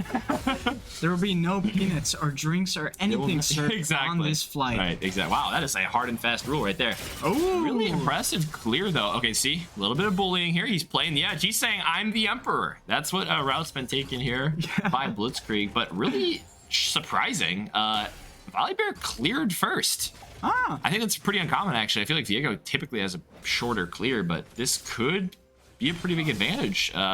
Blitzkrieg does have to be careful. He does have the shifting sands available, so he's got that dash, so he's gonna be able to get out of really any danger that Viego tries to throw his way. As you can see, he didn't. He did mess up the shifting sands a little bit. He meant to Q, I believe, but that doesn't matter. Does expend the flash. That will be pretty big. Ooh. Oh. Will he find? Okay. Non auto. Very Spice. Well played. Way to get that counter gank. And now Raymond the Goat's trying to find a little bit something out to the Malphite. Nothing coming of it. That's kind of like what we were looking for Volibear first. Exactly. Just that was great aggression right there. I love. Wow, that was really well said. Great aggression. I feel like I would be listening to that from a League of Legends professional cast. Great aggression. Thank you. Of course.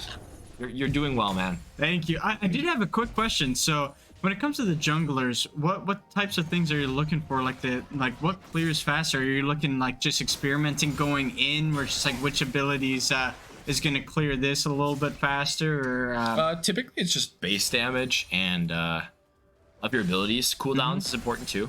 But oh my goodness, I'm so sorry. Viego's passive allows him to get 2 hits on his autos, so it usually lets him clear a little bit faster. But oh my goodness, a lot of really good trades here coming through for Blitzkrieg. He's putting a lot of pressure onto this lane.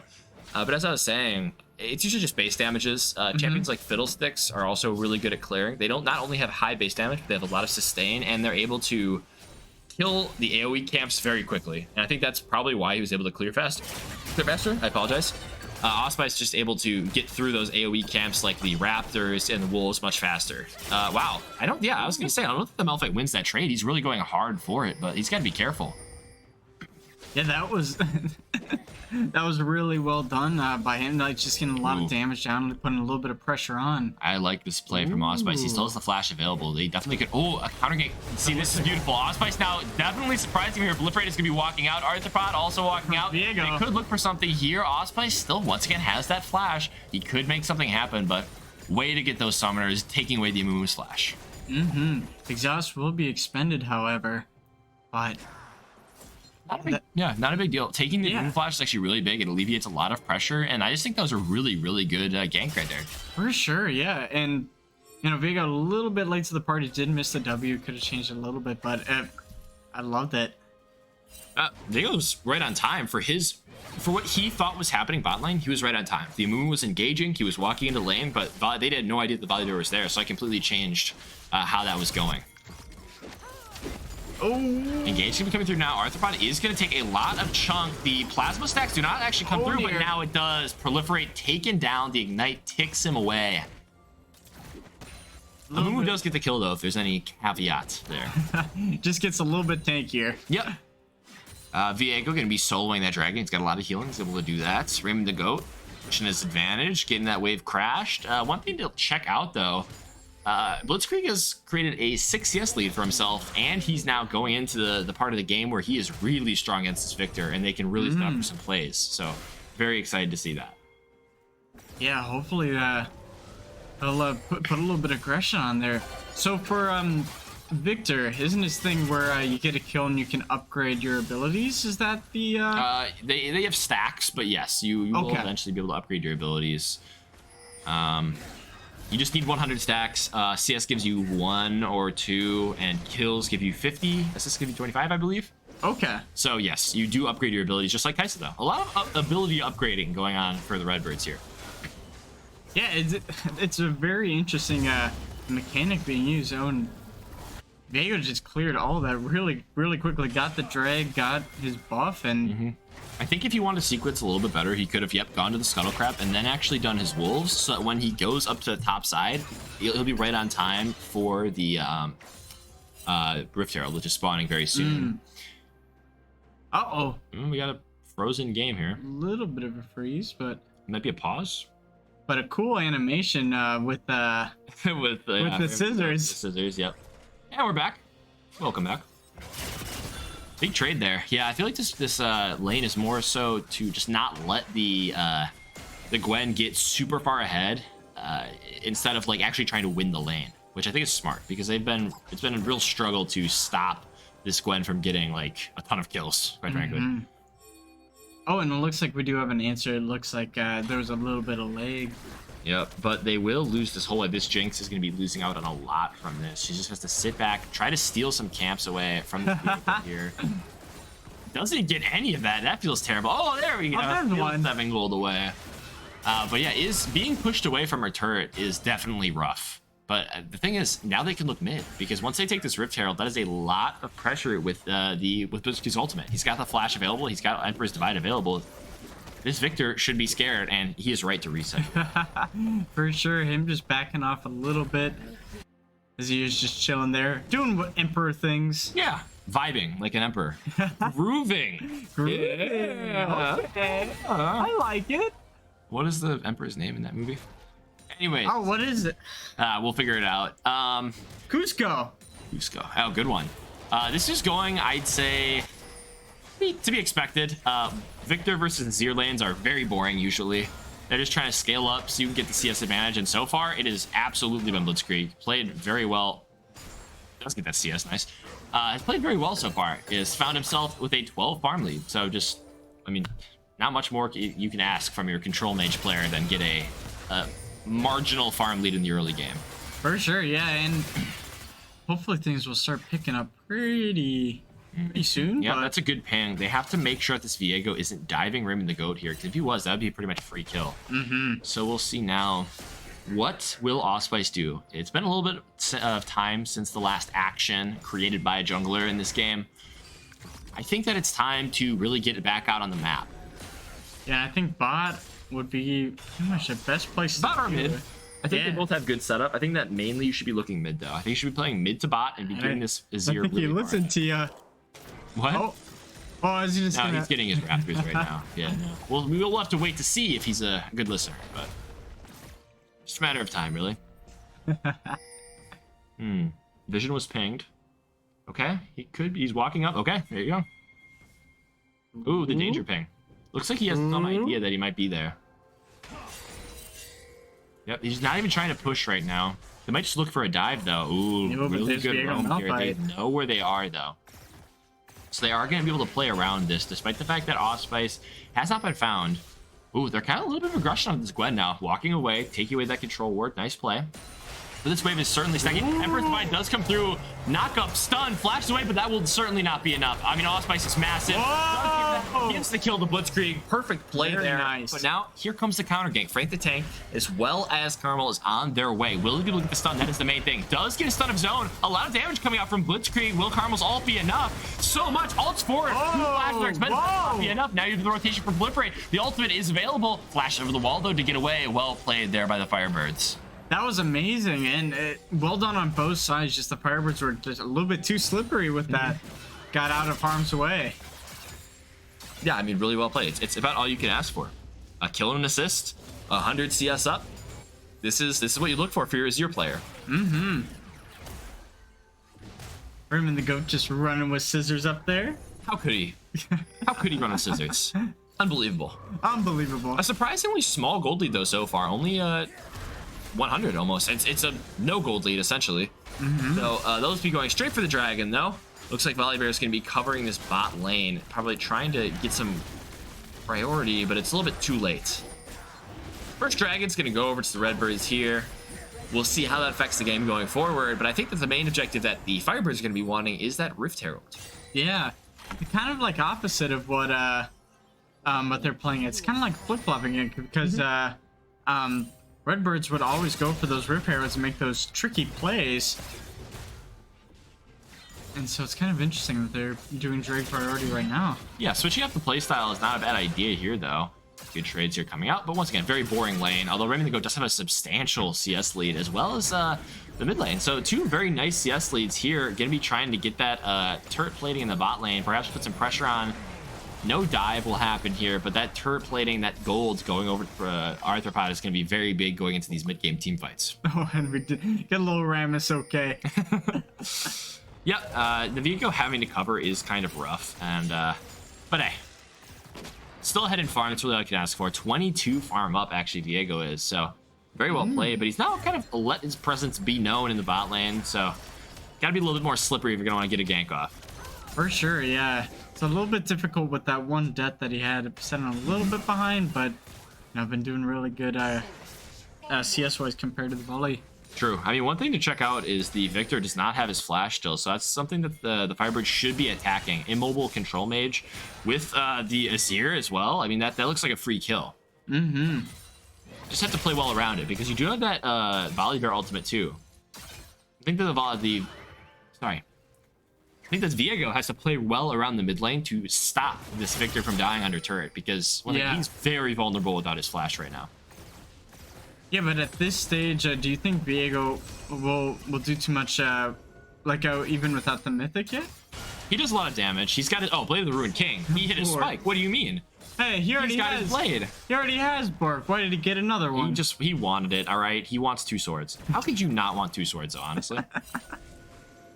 Dual wielding, that's heavy. It is. It's a big sword. Oh yeah. Doesn't really matter though, because he's the Ruined King. He does what he wants, just like the Emperor in the middle lane. Transition. 11 farm up with his Mythic, going for a dive here, a little bit risky. Ultimate does come through, but the tower is off. Frank the tank now with a fantastic counter gate. They need to get out. They need to run for the hills. Oh dear. Not gonna be able to find anything. That's a lot of healing, but not enough. Kill going over to the Viego. Yeah, that's gonna help him a lot, and making his way over, not gonna do too much with it. Yeah, no, just right place, right time, though. Viego probably tracking Auspice to some extent, understanding that this top lane's going to get dove and taking advantage. Mm-hmm. Now Rift Herald secured, so really well played there. Yeah, really good for the King, so let's see what the King is going to do and see if they're finally going to challenge the Emperor after this. I mean, we'll see. What I would be trying to do is feed the Emperor, honestly. Oh, yeah, you got to be careful there. That was a smart choice to dash over that wall. You cannot really contest this Rift Herald. You got to be careful. There's 4 top lane. I mean, you just have to accept that this is not yours. Yeah, Osprey's just poking their head a little bit. Uh-oh. He does get stunned. I don't think anybody's really close enough to do anything, though. That's what they've been so good at throughout this whole game. You see, they do the Rift Herald, but they trade the bot tower. So they're going to continue to push this, hopefully gain more advantages, but they are up 1,000 gold. That's pretty good for 15 minutes. 1,000 gold lead.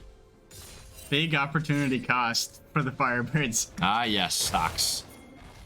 Just doing the correct thing, correct trading idea. Oh yeah. They're buying the dip. Oh yes. Making sure all their they're getting a little bit of interest off of their, my goodness, their inputs, Oh, I feel like I'm in class. No, we have to get away from that. Next objective spawning is gonna be that dragon, which Firebirds should really try to contest. You do not want to give them soul point this early on in the game. 15 minutes already. You cannot let them have that objective. And I think they have the power of the mythics here to actually be able to do that. So most definitely, yeah. However, there is a lot of warding over there, so there's a lot of vision for the Redbirds. So hopefully the Firebirds can get there quick enough and just set up, because it is 35 seconds left. I don't think they need to be too worried about setting up yet. They don't have as much of a hard time walking in as they used to. But Auspice getting picked here would mean that they do not have the dragon. 2 ultimates come through. Proliferate is here, though. He does have the ultimate on him. This could be a turn fight. Arthropod is stacking that lethal tempo, and the teleport comes through. They just have to back away. Well played there by the Firebirds. They will have to sacrifice dragon, though, because, unfortunately, Volibear is just too low. He cannot really do anything. As an ultimate coming through, it actually seals the bait. Yep, there it is. Now they have the Volibear. The Bear's running out Arthropod. What's going on? Kill forces away. It does end up getting away. Well played, but yeah, that is very difficult. Auspice getting caught out there was rough. Yeah, for sure.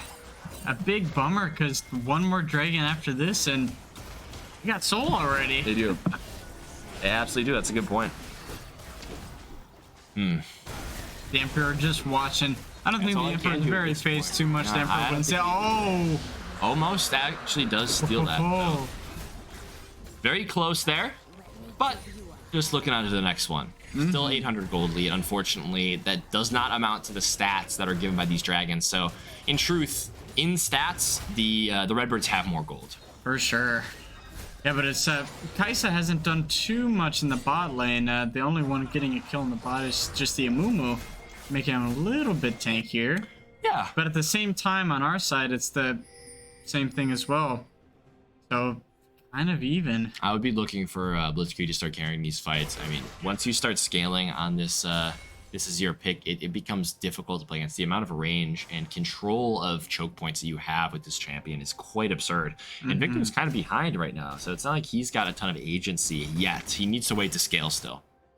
For sure. Yeah, Victor's just chilling up in the top lane right now, trying to make a quick comeback.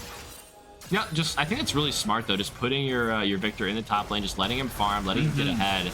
It's about all that you can do. Now, trying to get this mid tower, will they be able to? No, they have too many people mid. Engagements come through, 2 minutes. Actually, pretty big. Arthropod does not die, though. That is the big one. He still has a lot of chances. Fantastic effort by separating the whole team from each other. Arthropod gets the reset here. He's got the lethal tempo stack. He's got a lot of damage. Azir picks up Malphite, and this is the mid tower. This is what they needed to break through. All things. Oh my goodness. Let's pick up another one. Arthropod, what are you doing? That was not very nice, sir. Not at all. Really And not they're going nice, to sir. reap the benefits of that fantastic team fight, picking up 1 tower or 2 towers. I apologize. Maybe 3. No, backing off for this dragon. Or And we back get a off the tower. farm. We get a tower of our own. We do. I mean, fantastic play there. Nothing more to say. The Emperor's Divide was perfect. That ultimate. Yeah. They scooped him away. And once he scooped him away, he bought enough space for that Jinx to just start free firing. And Amumu was not solo killing the Jinx, I assure you. So Yeah, very it was well played. very well done. Like just where you said, making that big divide, and that Jinx had some space to work with. Just extremely powerful, extremely well done. It absolutely is. And now you've got a massive advantage on the 2 carries you needed to put ahead the most. And also 4,000 gold lead at 19 minutes. Yeah. That is wild. That team fight was exactly what they were looking for. It put them in a great position, and right now, hopefully in 2 minutes that they can capture the dragon, because that with that soul, that's not gonna be very good. No, not at all. It'd be very difficult to play against. But now you've got a big rotation. Chill bloke doing his thing, walking around, waddling around as you do, taking that control ward. Man, that was rough. I did get there though. We got through it. That's all you need. That's true. Fighting for vision, I'm kind of curious to see what the Firebirds think that they should do next. Rainbow is going to be pushing out that bot lane. He does have teleport available to come to any fight that is needed. Just a matter of where they are going to target. Will they go for this dragon? Will they try to force a fight at the Baron? It's really up to them to decide at this point.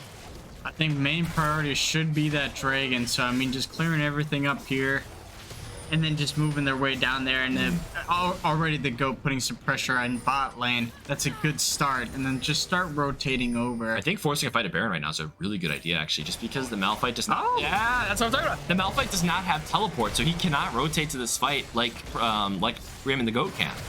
So this will actually be a 5v4 at the Baron if they choose to continue this. Raymond the Goat does need to teleport soon, though. I feel like they could have committed that play a little bit harder, although I think it's not a bad idea just to make that nice, safe play, because they are ahead. There's no reason to really risk putting that in jeopardy. Yeah, just putting a little bit of pressure and putting that momentum in their domain. Yeah, Domain, yeah, quite. trying to think of some more big words I can use. Domain, that's a good one. Domain. How about bourgeoisie? How about supercalifragilistic? No, please. Expialidocious. Okay. Well, if you can fit that in anywhere, I'll let you do it. Everybody's going to be up. Nobody really has the first move to this fight. Importantly, though, Malphite is here, so you will have that great engage tool. Keep your eyes, 2 people to keep your eyes on during this fight. Azir and Jinx. If Jinx dies, it's over. Straight up. They do not have the damage to continue through this. If Azir gets a good scoop, also fantastic start to a fight, or even fantastic response to a fight. There's a lot of ways you can use that ultimate, that Blitzkrieg can utilize that ultimate, I should say, in this next upcoming fight. So I guess we shall see. Osprey's running forward like a maniac. But, I mean, when you are powered up by Zillion, why not? You're too quick. You're simply too fast. And here's that poke that I was talking about. You see the range of Azir. Just, you're hitting him so far away. I mean, it is so difficult, but Chill Bloke does have a really good aim. Arthropod really fantastic play, flashes away and cleanses. Arthropod is in the back. He's going to be free firing. He is alive. Arthropod gets 1. He gets that reset. Oh, ultimate doesn't get anything. Arthropod and the are putting in work. Double kill. Likely a triple here. No, he has to walk away. That's fine. The Emperor picks up another, and Victor is on the run. That's a dragon, baby. Wow, that The Emperor wants it. Blitzkrieg is on the hunt. Give it to him. Stunned. He's gonna be on the chase though. You might just try to blow him up. No, okay. Yeah, he's... Oh wow. That will be an ace there for the Firebirds. Massive play. They might just be able to take Baron. No, they're a little bit too low, but taking this dragon and so much gold. That is a massive fight. This is the Emperor's realm. His kingdom. We're just living in it. I mean, look at that. Max stack so far. Wow, 5-0 and 6. That is amazing. One thing to talk about, though, the one thing that turned that fight was Arthropod's reaction time. He got engaged at the start of that fight. And I think that Carmel just immediately thought, oh, we have the Jinx. I am flashing forward. I am ulting in. But Arthropod's fingers were too fast for that. Yeah. Cleanse, flash, gets out of the way, and all of a sudden, this Jinx is just running around the back line. Absolutely nobody can touch her. Azir is wrecking things in the front line. Gwen is taking control. Proliferate. Yeah. I mean, everybody's fast. It's that synergy. It was perfect. And one more thing I'd like to add is that I think it was Arthropod that... I might put a pause in that real quick. No, they're not going to find anything there. But well played. Arthropod out here might actually be dead. Yep. Sorry, Arthropod. Go on. Oh, yeah. So, and Arthropod even set up a little bit extra stuff. They put their, what are the little chompers called? Yeah. That's what they're called, actually. Oh, really? Flame chompers. Oh. Just a little bit behind. So, even if a Mumu tried chasing Arthropod, you know, it would be to no avail. Yep, true. And something to note here. The Redbirds floating some of the Firebirds here, taking what they can get. They are not giving that top tower. Top tower is being completely, how do you say, destroyed by Raymond the Goat.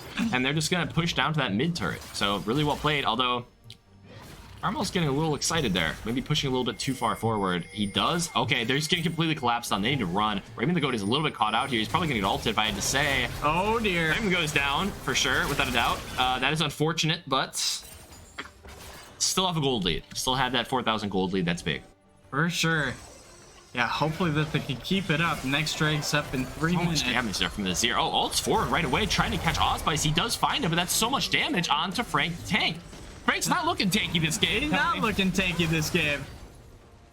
Well, they just go for the Baron. The respawn is coming through from Raymond the Goat in 20 seconds, so if they can stall out this play enough, Raymond the Goat can actually teleport and probably change this fight. It looks like they're just going to straight away go for it. They have to be moving there right now. Raymond the Goat 12 seconds on that respawn. If they do not stall this, if they stall, that's smite number 1, I thought. Okay.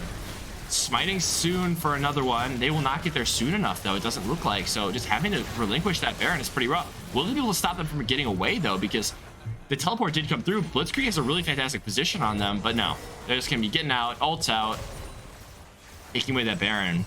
It's looking very similar to the last game, actually. Yeah. But in a way, kind of flip-flopped.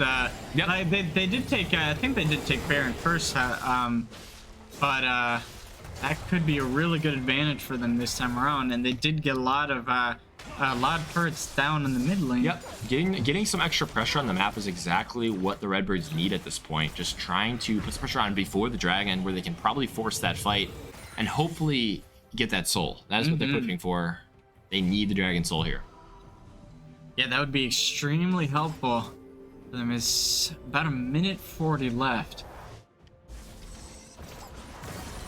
The one thing you have to be worried about is how much gold is this Azir sitting on? Does the Azir actually have the Rapidots, I'm assuming is what he's building to, or maybe Shadow Flame? Okay.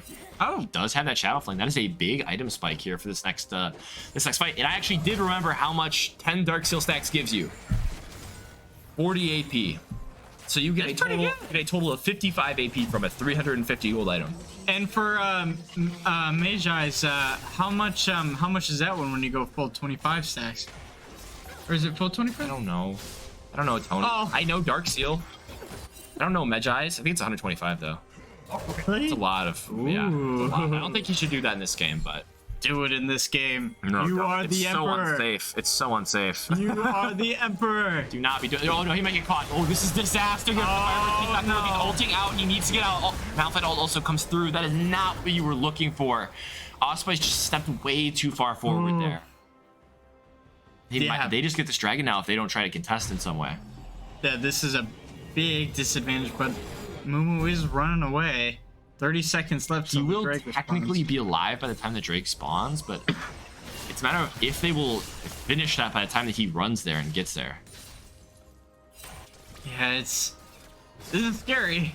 It absolutely is. I mean, because Baron along with Soul? Dragon Soul is not what you're looking to give up, and I think they have to kind of fight around this here. They do have that gold lead that they obviously, well, to be fair, they did win against a Dragon Soul last game. That definitely felt like more of a crazy once a week, let's say, once a year even. Play. They're not being pushed off though. This is perfect. This is exactly what we're looking for. So it looks like all those ults that were expended don't even matter too much, although they're just forcing here. 3-minute ultimate does come through. Arthropod is blown up, but the resurrection from Proliferate is blown up. Oh, they're just running over this fight.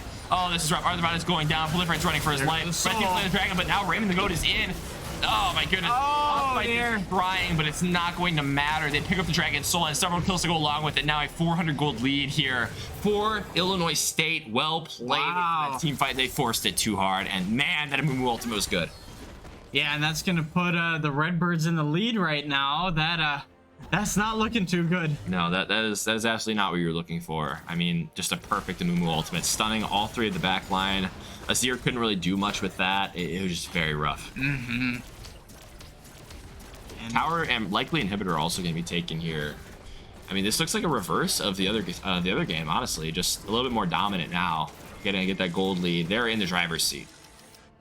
Yeah, let's hope that the Firebirds can pull a little trick up their sleeve.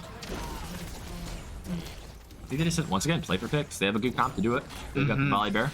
They've got the Azir. They can definitely do it. It's a matter of finding their fight.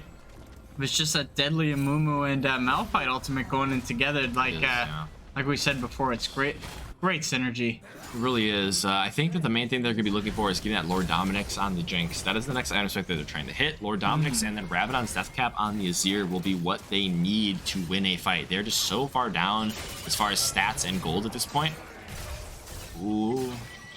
I thought that Oh, okay, so fun fact. So shielding, if you have a shield and you take damage, it doesn't actually stop your reset unless it takes damage to your health. So if your health takes damage, then your reset stops. But the Malphite's shield didn't get eaten through fast enough, so his reset wasn't stopped. That is pretty cool. Facts, yeah. I learned about this like a week ago, actually, or a month, I think, but still, like recently. There's so many little things about League that, you know, just it's something new every single day. It is interesting. It is interesting. Next big fight, Baron. Oh yeah, that's the one that really brought everything home for us. So it did. The Firebirds did end up winning the game off of the power of that Baron. So we'll see how they play around this and how they can fight around this. I think level 16 is a good. Oh, Raven the Goat. Oh dear. They have to play more together. It feels like they just continue to get caught out alone here. Just play a little bit more safe. Ooh, does miss that bandage. The bandage toss. The sad mummy. Throwing his bandages at people. Oh. Ooh. Oh, going here. Oh, misses. Okay, wow, that's fantastic. That's exactly the start that you want. Right, the tank is not going to get enough damage off. Oh, nice. Does not die. Arthropod is free hitting. This Malphite is so tanky, but that doesn't matter. He's getting chunked.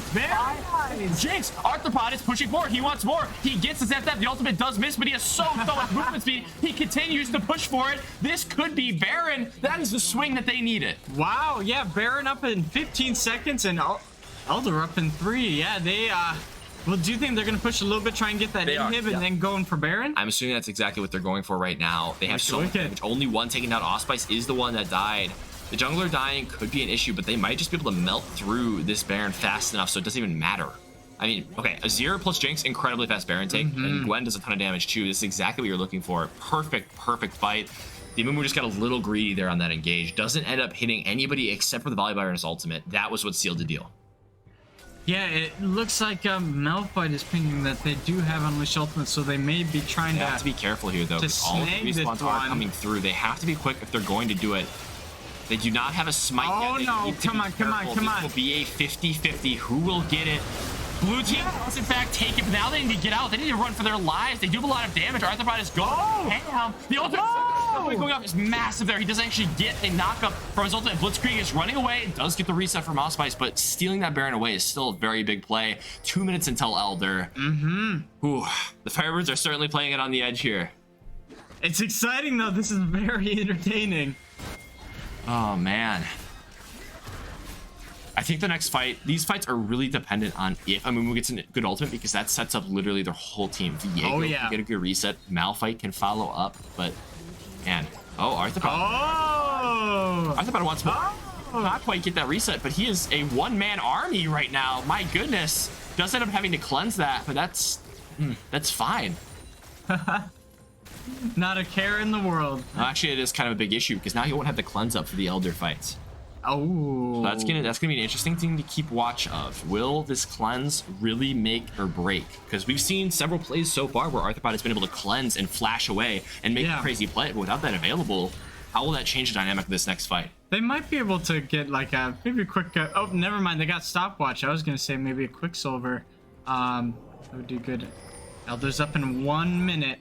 Stopwatch is exactly what you want, in my opinion. I think that just being able to have that one-time use of, okay, I'm not gonna die here, especially against a comp like this where they're just going hard in. For sure. Just click stopwatch and say, I'm not dying. I'm in stasis. What are you gonna do about it? Another thing to think about is now they have to walk into a 3 or 4 item Blitzkrieg with full stacks on that Dark Seal. That is tough to do. This poke phase is going to be really important here for the Firebirds. It's going to determine a lot about how this fight plays out.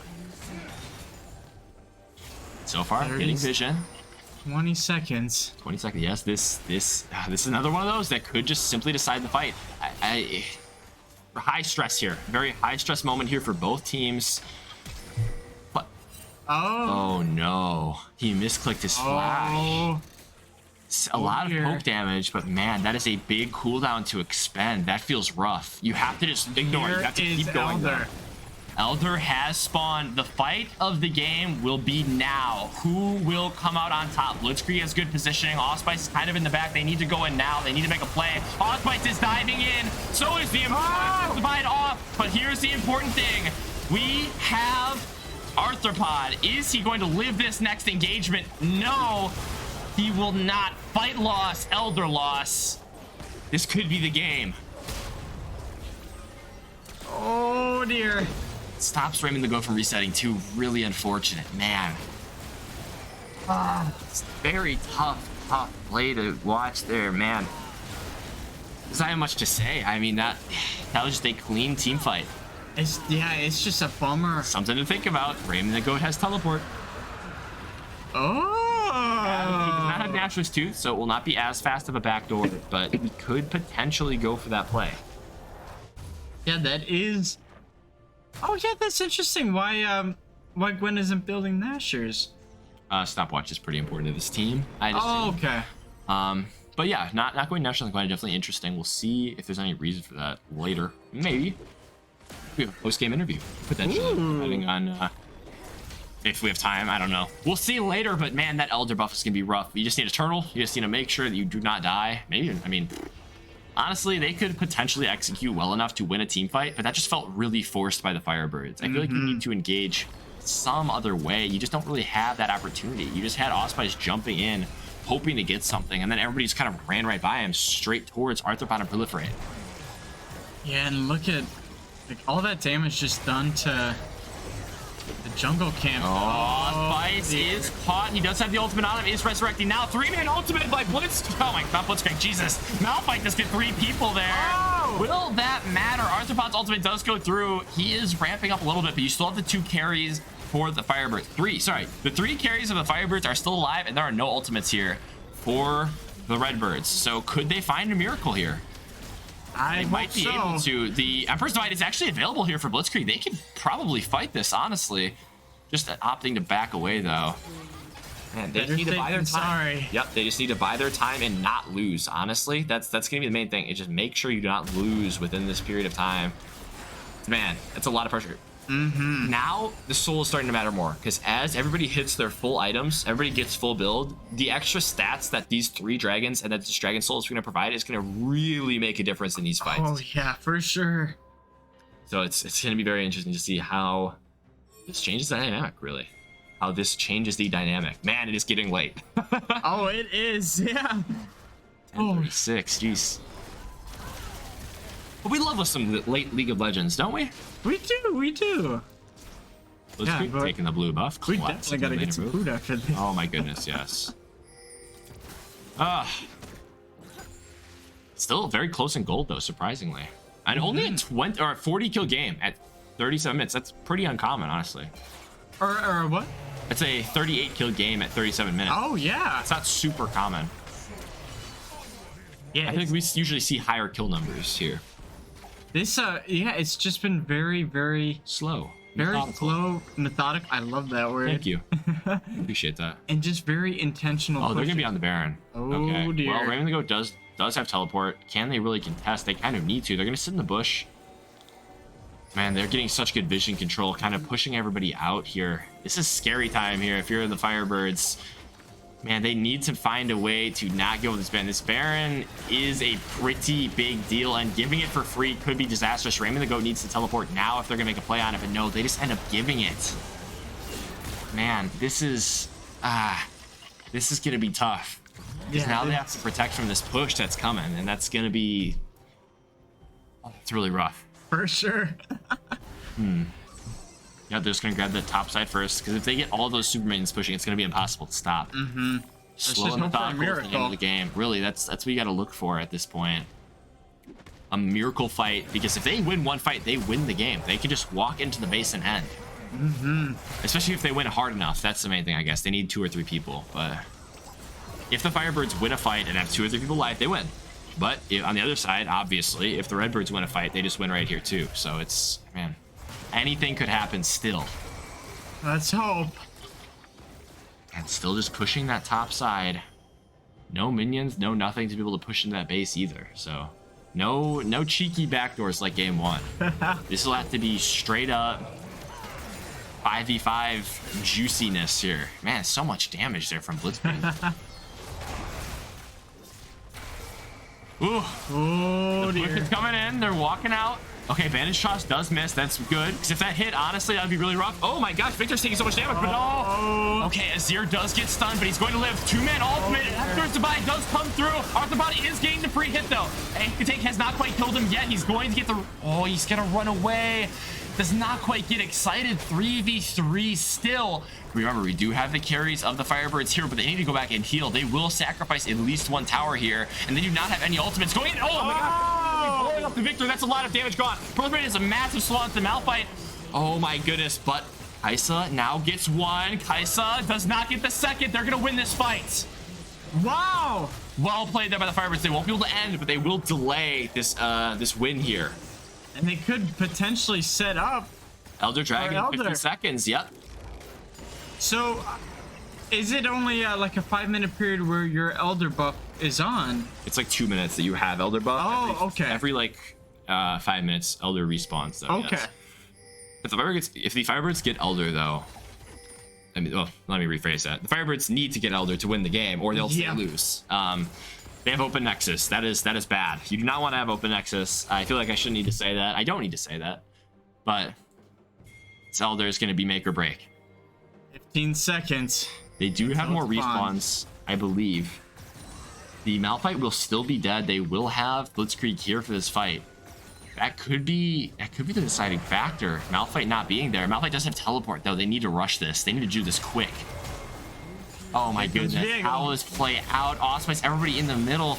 Okay, Blitzkrieg does get some really good poke off. They just need to keep that Amumu away from the backline. The teleport comes through. Empress Divide, just keep him away. Actually, 2 stuck in the wall. They didn't really be able to do it. Stun does not come through. Malphite ult comes through.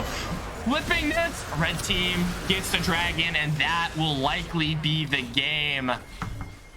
Very tough loss. Their 41-minute game. Man. 24-24, close all the way through though. Another fantastic game. I know. Oh wait, what? Wait. Raymond the Goat. Wait a minute. No, hang on. Raymond the Goat. No way. There's no way. There's no way. Good idea though. Good effort. Good fight. I love to see a team do that. Wow. We have been treated with another very close game. This oh my god, this school has just been amazing. This has been great. I love it. Like it's very exciting to see everything all neck and neck, where all these team fights, they have importance, they have significance. Everything they're going for, it is just an absolute joy to watch, and I can't wait to see the next game. Absolutely. So with that being said, we'll take a short little break here. Let both teams get ready, prepare. We'll see the next one. Battle. For the ultimate battle, yes. Ultimate battle. This is gonna be a big one here. Very excited to see how it goes down. We will see you for the next game after this short break.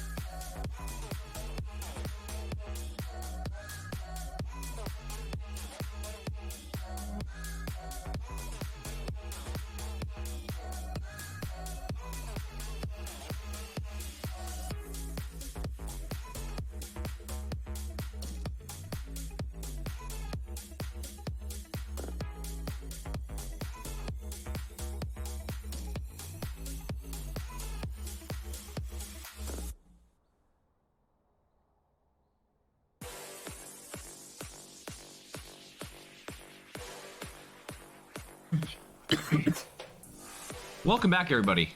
More Carthage League of Legends. We're in game 3 of a banger set right now. Crazy games. Draft looking similar. Bans looking similar. Canes is the Firebirds, whereas Chick-fil-A is Redbirds. My God. What would the bands be? Excited to see how they change up the draft, because it seems like these two are locks. Aatrox, Sejuani, the other ones. Maokai, good ban. What do we got here for some late night League of Legends? Coming at you live at 10:53. How many viewers do we have? Hello, all of you 19 lovely people watching at the ungodly hour of 10:53.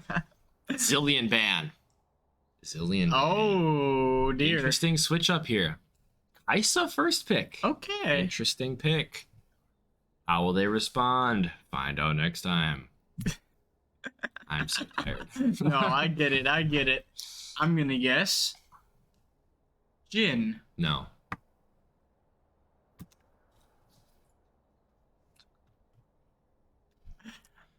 They do get another pick though. Maybe they'll switch to Jhin last second. Who knows? Nope. I'm gonna guess. Amumu. It's gonna be Amumu. I don't even know why I'm like asking. This is gonna be an Amumu pick right here. Malphite. No, it's gonna be Amumu. And we will soon see. It's gonna be Amumu. 15 seconds I'm left not, on the clock. I'm telling you, it's gonna be Amumu.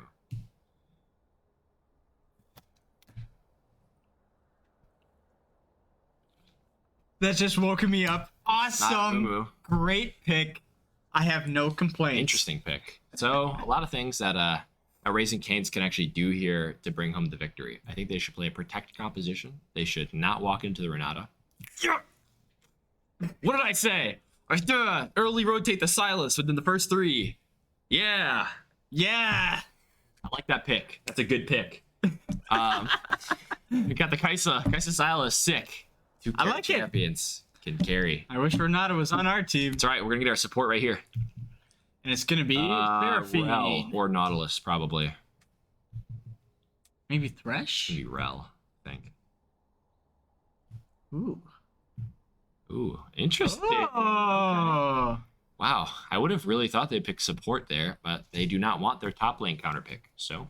I respect it. Yeah. Got the true damage on the board? Yeah. I feel like they should have held that pick a little bit longer. Looking for jungle counter pick for some reason. I feel like, you know what really rubs me the wrong way? We've been dropping jungle. We've been dropping jungle picks until the second phase, and then they ban out the other junglers, and then we're forced into Volibear, and it hurts me. It hurts my soul. Oh yeah, I mean, there we go, Hecker. I don't want to see another Volibear game. And it's nothing against Osspice. He's a fantastic Volibear player. I don't want to watch that Volibear game. Yeah, it's I think Are they gonna ban Volibear? I seriously doubt they're gonna ban Volibear. They're gonna ban Vi. That's what they're gonna ban. Probably, yeah. Well, we gotta see this ban first because this is very important. We gotta protect our mid lane. What's good into Silas? Okay, that's a pick. Out. There's the Vi. Yep. I guess we have a Kane pick in the jungle, I guess, potentially, if we want. I think it's gonna be Volley though. I will like that. It's actually really good with Volley. I think Thresh should be good with Kaisa. Oh, Lissandra. That's a good ban. Wait, I feel like there are better things you could probably target as far as against the Silas. Yeah. Maybe like LeBlanc. I don't think they're gonna pick LeBlanc, but they might. We'll see. Give me that. Mid lane. I mean, it's Lux. Mid laner. Lux mid. It will not be Lux mid. I will put you $50. It will not be Lux mid right now. Oh God, no! This is so boring. No. Malzar's really good. Fantastic single target lockdown. The issue is you also give that Silas your ult and you lose lane. So we'll see how this goes. But so far, a lot.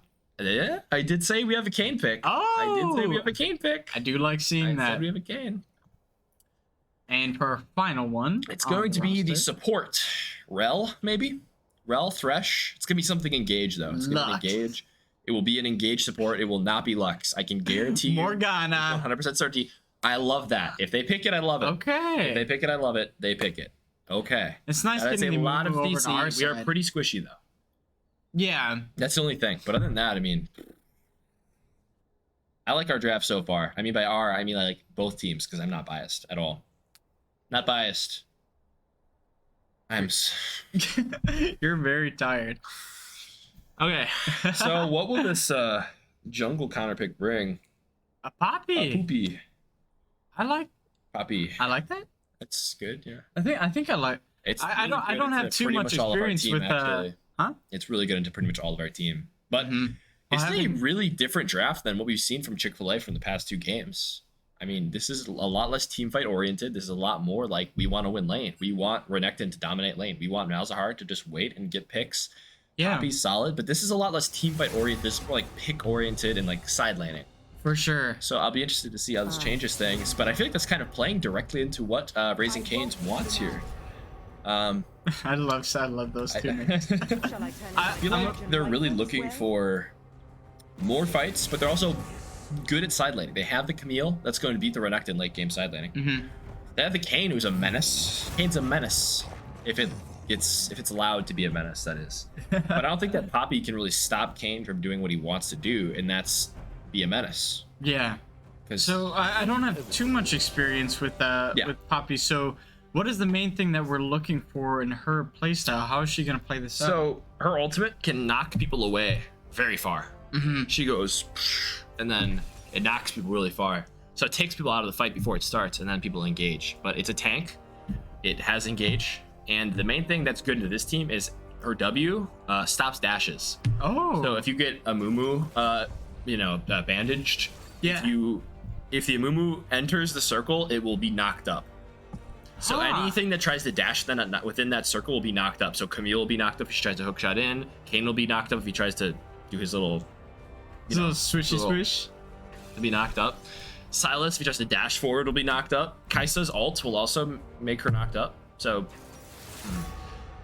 I mean, it's just a matter of playing this out now. It's much more. Man, the issue is I'm not a huge Kayn fan. I understand that, yeah. But if Kayn can get ahead, he's really good. It's just a matter of playing for the Kayn. Because if you do not let the Kayn get ahead, if you do not play for this Kayn and give him gold, and he has the same income as the Poppy, he's going to be much less useful because his utility that he brings to the table is not as good. So if the Kayn isn't able to get any more ahead than the Poppy is, if they have the same amount of gold, then Poppy will be more useful in these fights. For sure. Yeah, I always I say early on, Kayn doesn't do too much damage as I would like from other ones. Oh, Kayn does a lot of damage. Do not get me wrong. It's just early game. I just never see like early game at all. I'm just slashing. Early game he does no damage. Yeah. He might as well not be a champion until he gets form. Yeah. So 15 minutes is, I guess, where we're looking for as far as fights. Renata Glask is a good champion. Not into this team as much, though. I feel like we go in so hard. We want to engage so badly with the Amumu, with the Kai'Sa, with the Silas. Even the Camille wants to go in, so this Renata's a really good pick. But man, it'll come down to execution, but I slightly favor Chick-fil-A's draft here. I think I'd have to agree with you. Not just because Renata's there, but it just has a lot more, in my opinion, like flexibility. I agree. I'd like to say, but you never know. Well, let's see what happens. I completely agree. So, who will win? Who will take this best of 3 series? Will it be Illinois State Redbirds, or will it be the Carthage Firebirds? We'll see. 10 seconds. Not anymore. We got the spectator delay view. We got to set you up. We'll be back with you to see who wins this banger series. See you then.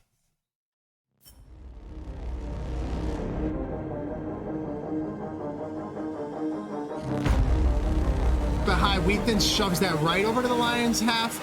Looks like this one's going in. Are you kidding me? Don't over behind. We're gonna see the barrage. The barrage. Oh my gosh, Nico is just dominating right now. What a play! That's disgusting. Oh my gosh. That was disgusting.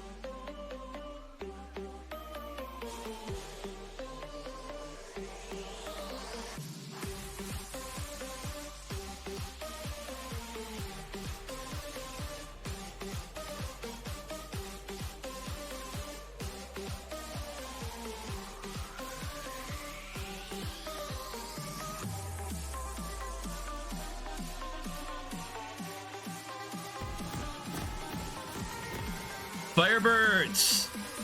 League of Legends, game 3. Here we are. We listened to Lizzo. We're back on our game. Let's go. Let's go. Oh. I like this. God, this song is good. All right. Looking forward to this one. Looks like it could be a little bit of an invade here. I would like that. If that was the case, some action early would be pretty sick with this bump and jam going on. Let's see. Oh no. You have to? Do you have to? You have to. It's okay. We forgive you. Will they? Can we scroll out a little bit? Let's see how this goes. Demonstrating that she has her flash in chat. Chill bloke. All right, let's see what happens here. Looks like they're just waiting for this invade. They're expecting it may happen. Perhaps. It doesn't. It doesn't. So now they're just gonna do their thing, man. It's just gonna go down, quite frankly. To be frank with you. To be frank? Not like Frank the Tank, just generally, to be frank. Like Frank's hot dogs? No, like Sinatra. Junior or senior? Senior. Okay. But which Sinatra? Like what song? What era? Oh man.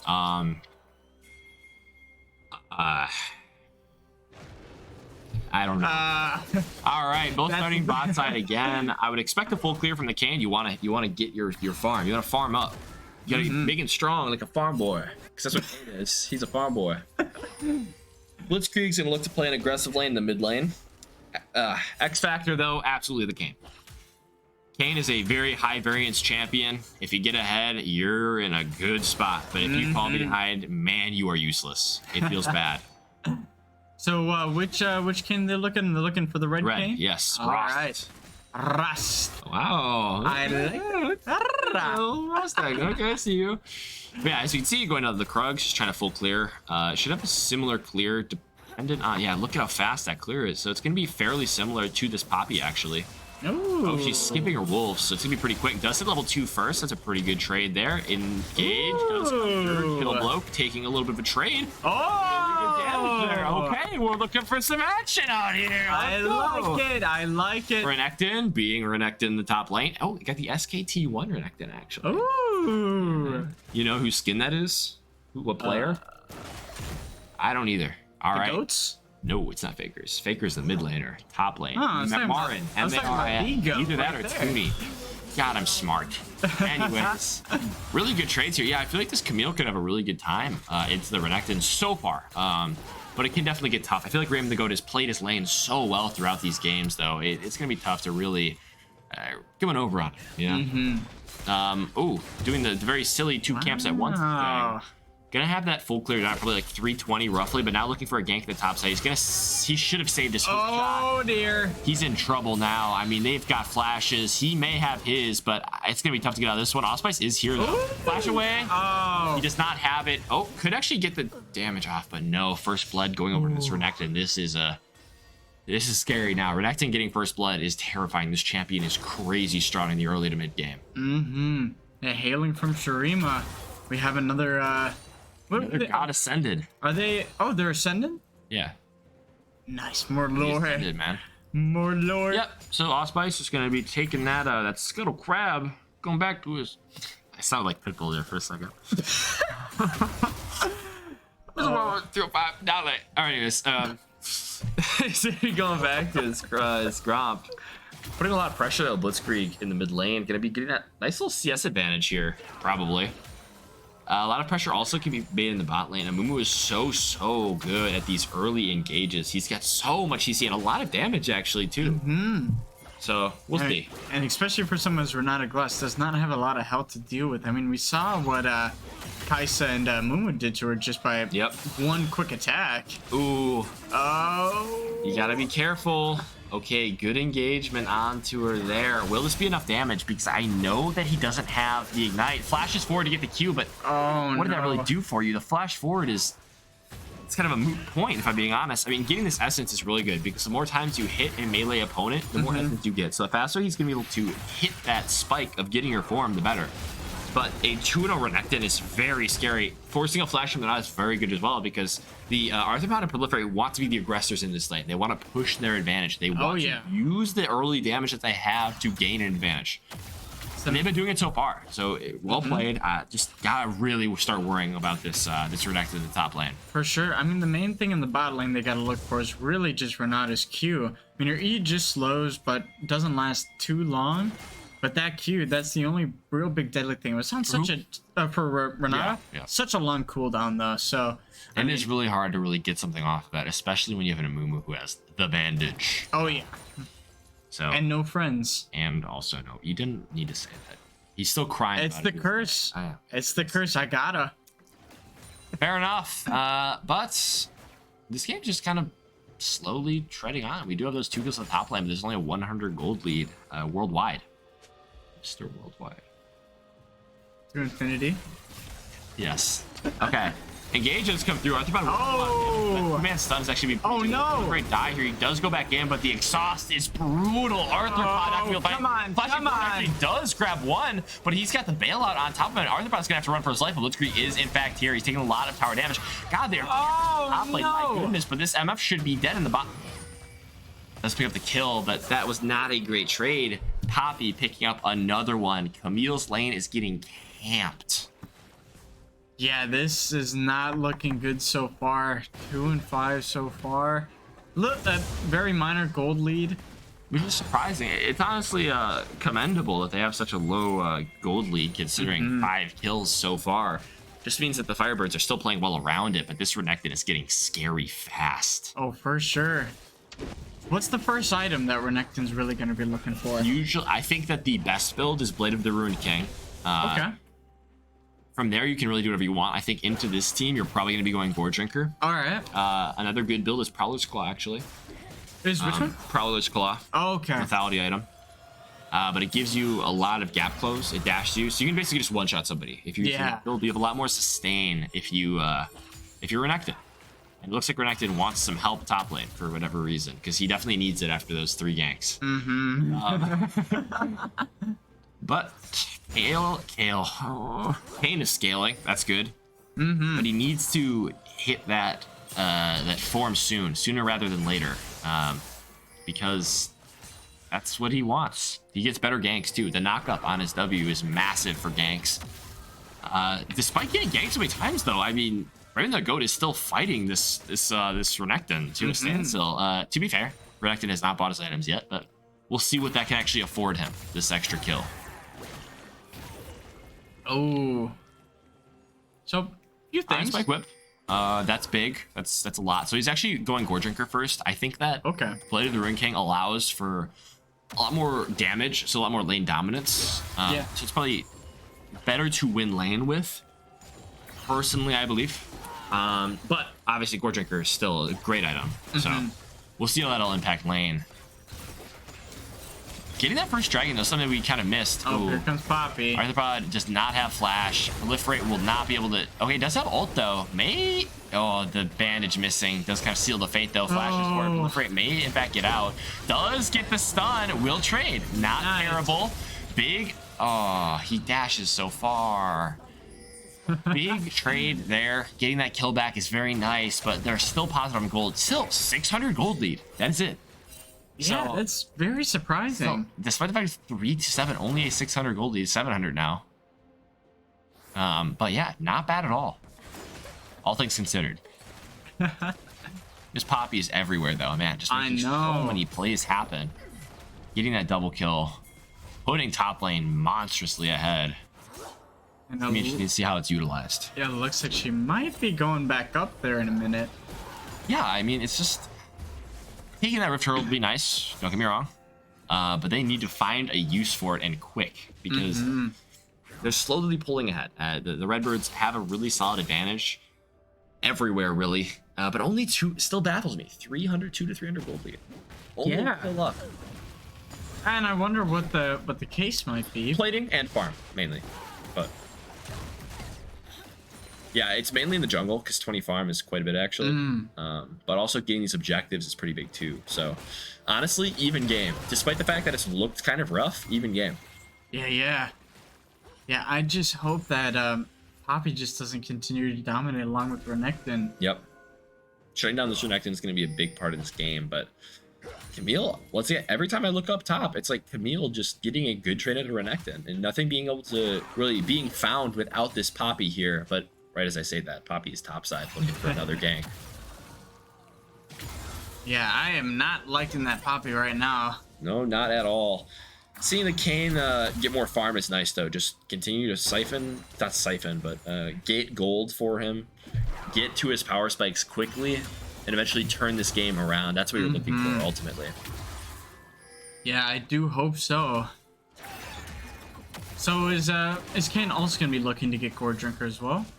Yes, he will. All right. Yeah, it's probably better on Kayn honestly than it is on Renekton. You just get a lot more healing from it. And it's also a lot harder of a power spike. Because once again, so much healing coming through.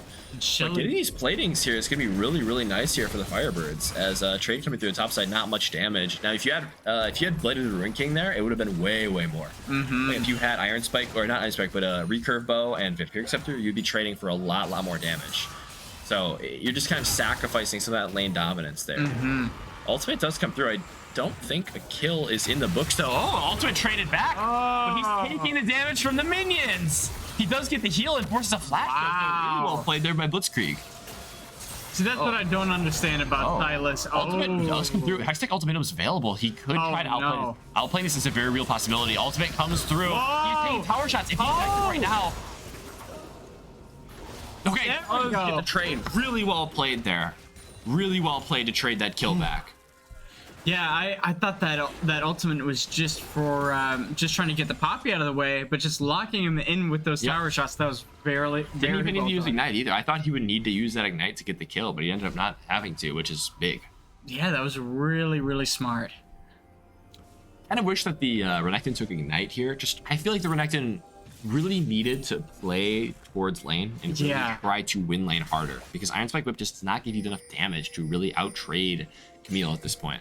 For sure. It to me, like, I'm going with you on getting Borg first. I don't know if they have priority for this. There's a lot of members. Oh, okay, now the Renekton is bot side. They have to be really careful. No teleport on Raymond to go. They're probably just going to have to give this away here. They do not quite know that Renekton... Okay, Renekton did show. Oh, but there goes Renata. Oh, hostile takeover could be pretty big, actually. They're still going in a 4v5, though. They need to walk away. Flash. Oh, fantastic flash stun there by Frank the Tank. Picking up his 5th kill of the game. And Renekton now just teleporting top and grabbing that wave that he would have missed, so... That's a big play, but look at this. Still a gold advantage for the Firebirds. Oh, really? Oh, wow. I know. It's shocking, really, but geez, really Frank well played. Being at 5-1 and 2, that is... Not ideal, actually. Having Poppy have so many kills is not exactly what you're looking for. I mean, you really want to use Poppy to get your other lanes ahead instead of having this Poppy who's just, engorged with gold.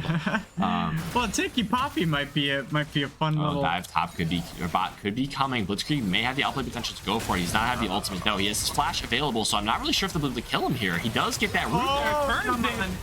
Not quite getting anything, but man, now is the time for Allspice to shine. It does get some damage. Arthropod flashes in. There we go. Ults in. There's 1, there's 2, 3. That's now how they do completely turns it. The shutdowns are massive, and extra kills on Kites are exactly what they're looking for. Now a 1,000 gold lead for the Firebirds. Yeah, with their Silas is spending a little bit too much time with all that health that they can regen. That was just really well done, and the teammates came up and swept it.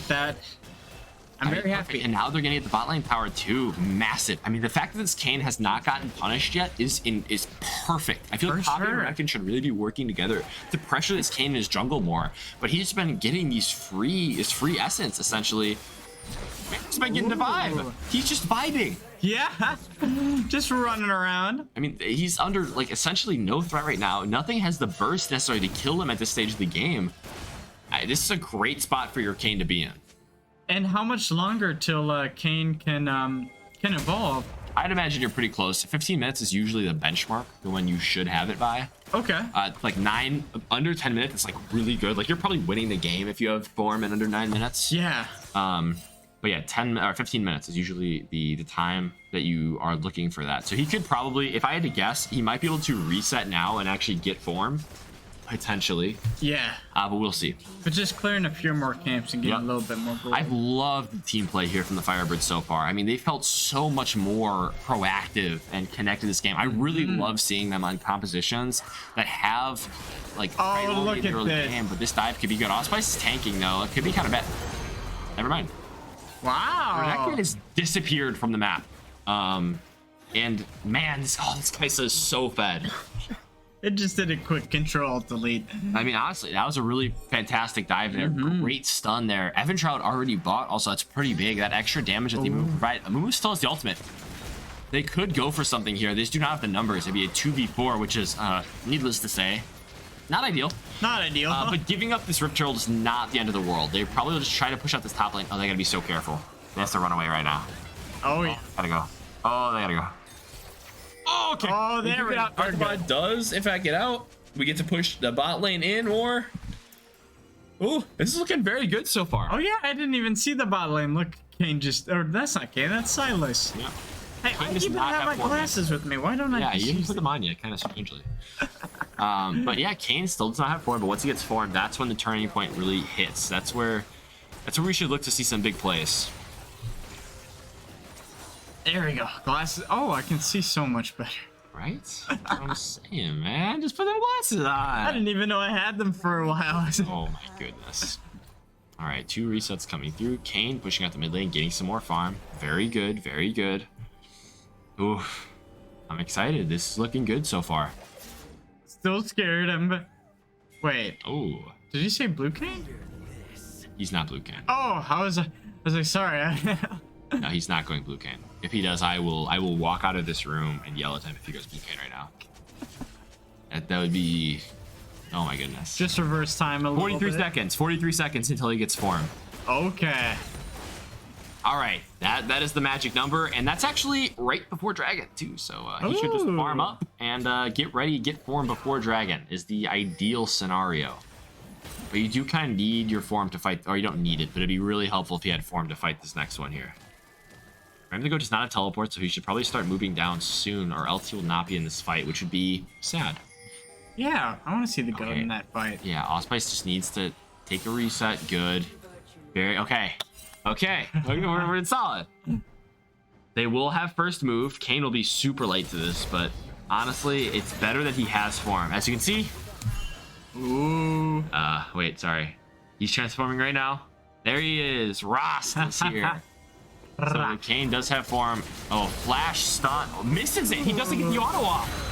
Wow. Okay, so 2 flashes expended. Dominus now used by this Brunette, and they're running away. Accidental ultimate does come through just for some extra poke. Not the end of the world, though. A lot of ultimates used in that exchange. Dominus is actually a really big one, and especially that flash. They could look for a pretty good engage here. Yeah, especially because he's got so much damage. 3-man, the normal ultimate, the curse of the sand money comes through. Hostile takeover changes the fight. No. They completely turn it. Blitzkrieg is in, but it doesn't matter. Allspice is healing, though. My goodness, he gets exhausted, but will it matter? Yes, it will. Blitzkrieg against the world. 1v3. He will not be able to stop this one. He'll just run away here. Yeah, that misfortune, that Renata class off, that just ultimate combination. Oh ultimate combination. my. Absolutely great. And the best thing about being Berserk is you pretty much just stay in one place for about a second. And that was just great. It was really well played. They needed to not fight in that choke, though, because they had absolutely no way to, like, run away from that Renata ultimate. It was on top of them, kind of. They didn't really have a choice.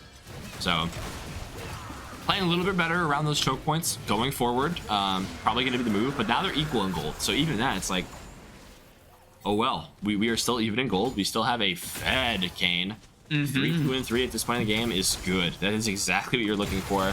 He's working on his black cleaver. He's going to be very strong. Kaisa ultimate. Misfortune ultimate just used to clear the wave. They're trying to put extra pressure here on this mid lane. Force a rotation out. Yeah, that's... I hope very smart. No, it was, because look, now they get the top turret, and they're going to be able to push in this mid turret because they had to reset. So it was very smart. See, that's what I gotta learn. I gotta learn about the whole mid-kids thing one day. That's the next thing I promised myself I would learn. Indeed. Yeah, Arthropod is the big player here, but as I said before, Kane is the X factor. Kane continues to get these kills. A victory is not even just hopeful, but likely. Although, look at how much damage this Renekton's doing. Blitzkrieg doing a really good job to just trade back. Ultimates are available. Ooh, Carmel does have the ultimate. So, Dominus does damage per second and gives you additional stats. So it actually makes you kind of a menace, if I'm being honest. So, we'll see if he's going to be able to do anything with that in the side lane. As of right now, it seemed like Blitzkrieg was winning that lane. Ooh. Just had to yawn real quick. Sorry about that. Osprey's taking this farm, though, could be pretty nice. I wish he was a little bit farther ahead. He could have been farther ahead. But he opted to gank more, which is fine, too. It's really just a change in styles.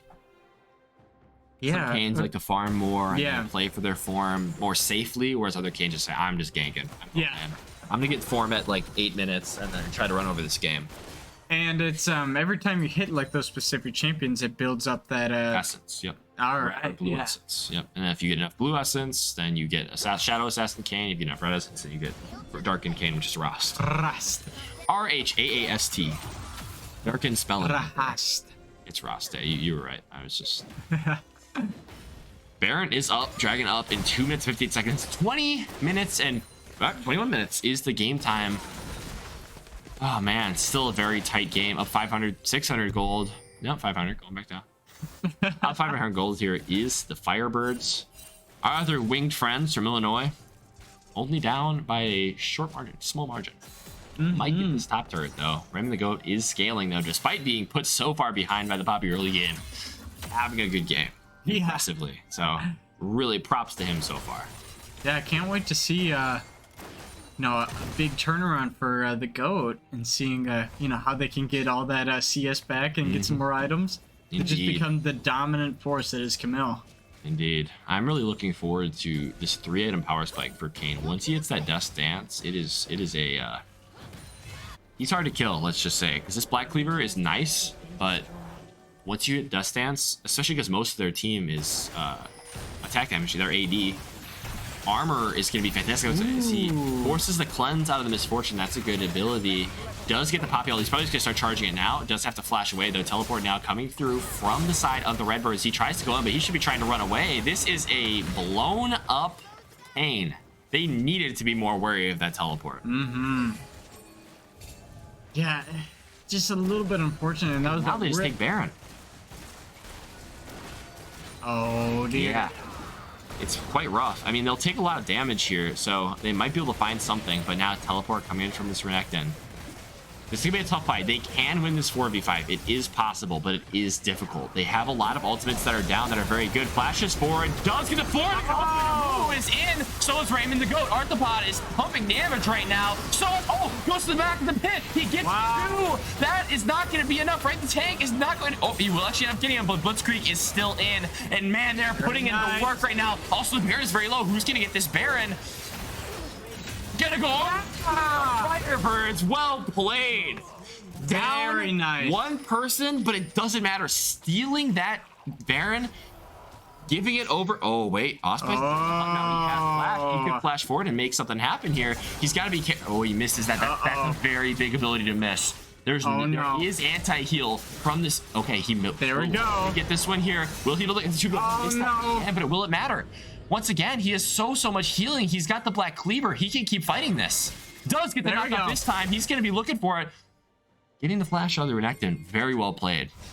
Man, that is exactly what you're looking for, though. Stealing that Baron away was massive.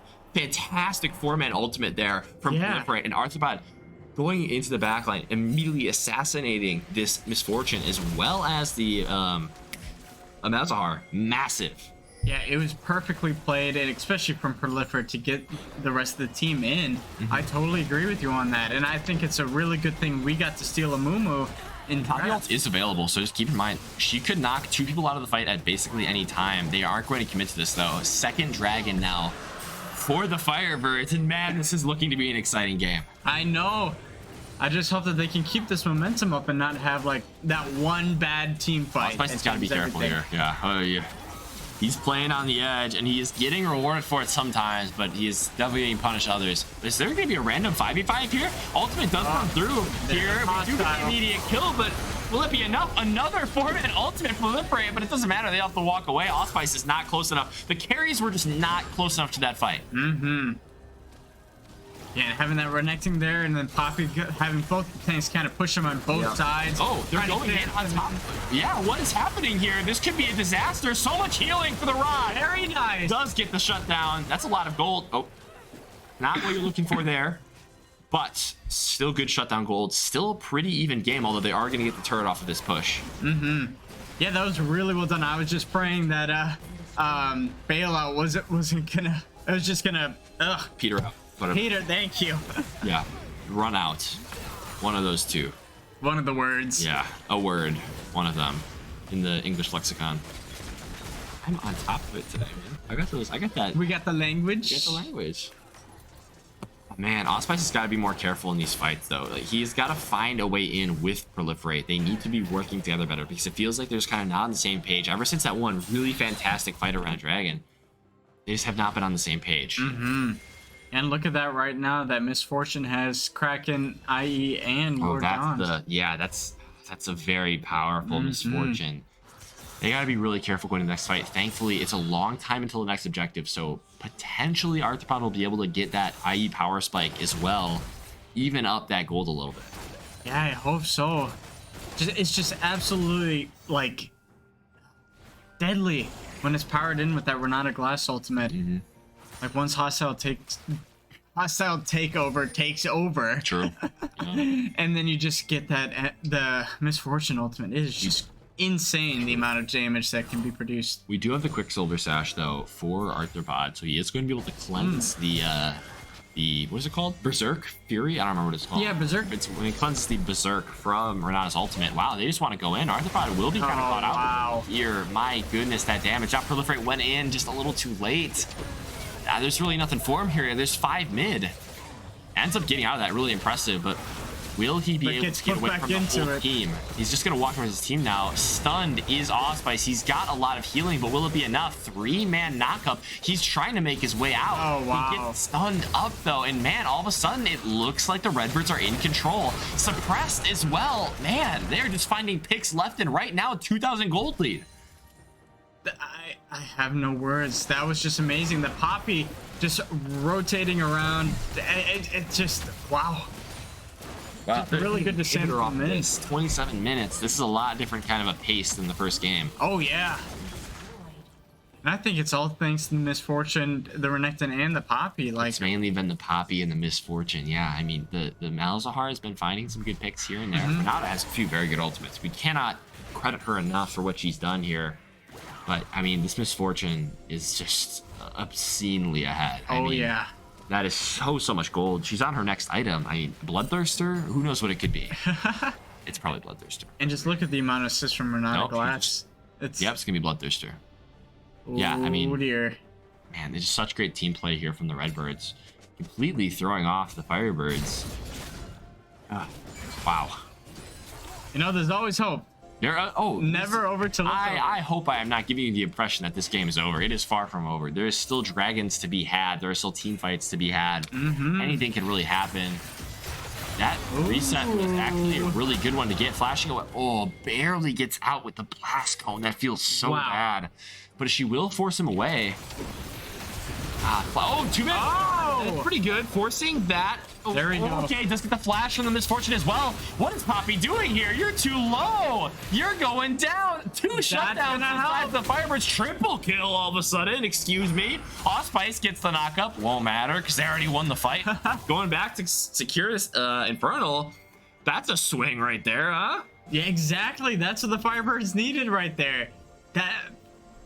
That was just really good. I just can't believe that Poppy went back in for that. That was really surprising. Yeah, I think he's just trying to really save their friend, but that's another shutdown that they just gave up. So, like, and I think that might have been a bounty on Poppy as well. There was a bounty on Poppy. Giving that over to the Kaisa, I mean, she'll be very close to. Oh, yeah.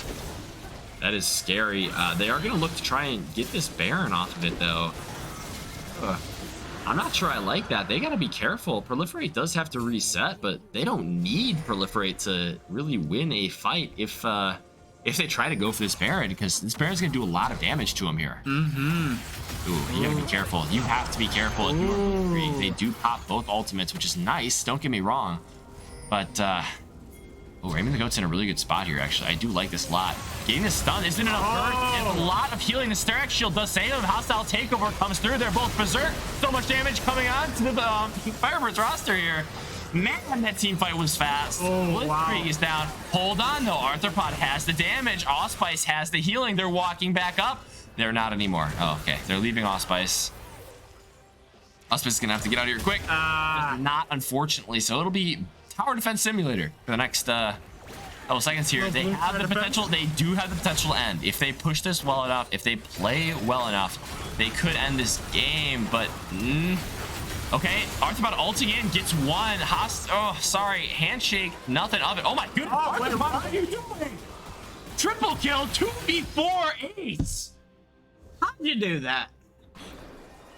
How'd you do that? Killer Instincts dives into the back line, one-shots both players, while Blitzkrieg takes care of the tank. My goodness, what a play.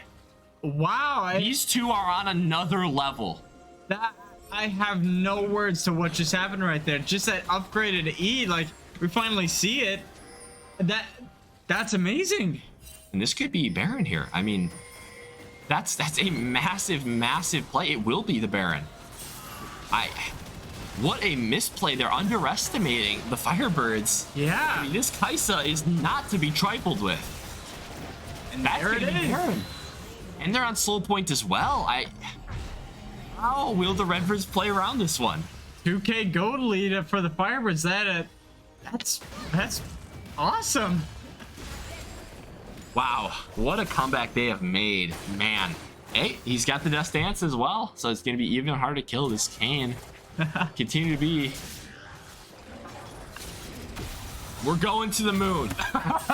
We're winning this one, hopefully. I did not jinx it because I don't know. And hey, they have such a better draft too. It'll be so tough. Yeah, oh, this is too stressful for me. It is, but they do have the Baron buff, so they're just gonna overload the top lane, which means they're sending 5 top lane. And they're gonna try to get some towers here. So we'll see how that goes for them. I would have liked to see them do the spot lane, given that's where the next objective is spawning. But they're just going to push this lane out and try to get something here. Some sort of advantage. Whew. Man. What a night. What a night indeed. Some great games have been had. Dragon in a minute 50. This is the moment. This is the moment. What will happen? We're doing some very good macro here. We're pushing 2 towers at once. We're seeing what will happen. Ooh, Isolated Q did no damage because Poppy is building purely armor. Literally all armor. What? Okay, let's go over this before it happens. What is the key to the next fight? This pick isn't a pick. This is a fake pick. He will walk away. I assure you. This is nothing. This could be bad even. They need to be careful here. This is a 4v5. There goes a hostile takeover. Hostile takeover comes through. They are berserk. So much damage by the Misfortune. Deletes 3 members of the Firebirds. Arthropod is trying his best, but he gets knocked back into the whole team. He's down. That is a 4 for 0. Whoa, hostile takeover. They're trying to find something here, but man, that is a risky, tough play. If there's any silver lining, they will likely be up for this next dragon. Wow, what a great find there by Chill Bloke. Never thought I'd say those words. He's simply too chill. He's too calm, too collected. He knows what's good. Man. It's just because they play Renata, dude. Wow. It's a 5 versus 1 for about 7 seconds. They do have the Baron buff, so they likely won't be able to get anything more than an inhibitor here. But really what our eyes should be on is this next dragon. Will the Firebirds be able to contest? They have the respawns for it. They can walk back. 20 seconds till that dragon. Yep, Kaisa did just buy that Guardian Angel too. Oh, this is fantastic actually. So we'll just have it. So they actually got to all buy their items, but the Redbirds haven't gotten to buy their items from that win, the team fight that they just won. So they actually have a gold advantage in inventory, and they're also low. Can they really contest this? This is going to be a really tough fight here for the Redbirds. Oh, that's big. Oh, the jungler is caught out. Is the ultimate available? Hostile takeover will not find anybody, but Allspice is down. That's the jungler. That's exactly who you don't want to be down. He does knock away 2. Whoa. They might be able to find something here. They need to push forward fast. They need to look for these picks. Flashing forward does not quite get anything. They got to play this slow now all of a sudden. Does get the smite, unfortunately, but they could still win this team fight. This 4v5 is not quite as it seems. Arthropod is incredibly bad. He goes onto the back line. He gets one. He gets two. There is a third almost resurrected. The Guardian Angel is MVP. Proliferate has the stopwatch. There we go. Over to Arthropod. They are in it now. Teleporting to the top side. They're going to look to get as much of an advantage as they can. Malzahar also TPing back. 30 seconds are the respawn timers. They are playing for time. I don't think this will be it, but it could be close. They'll definitely get at least one turret here.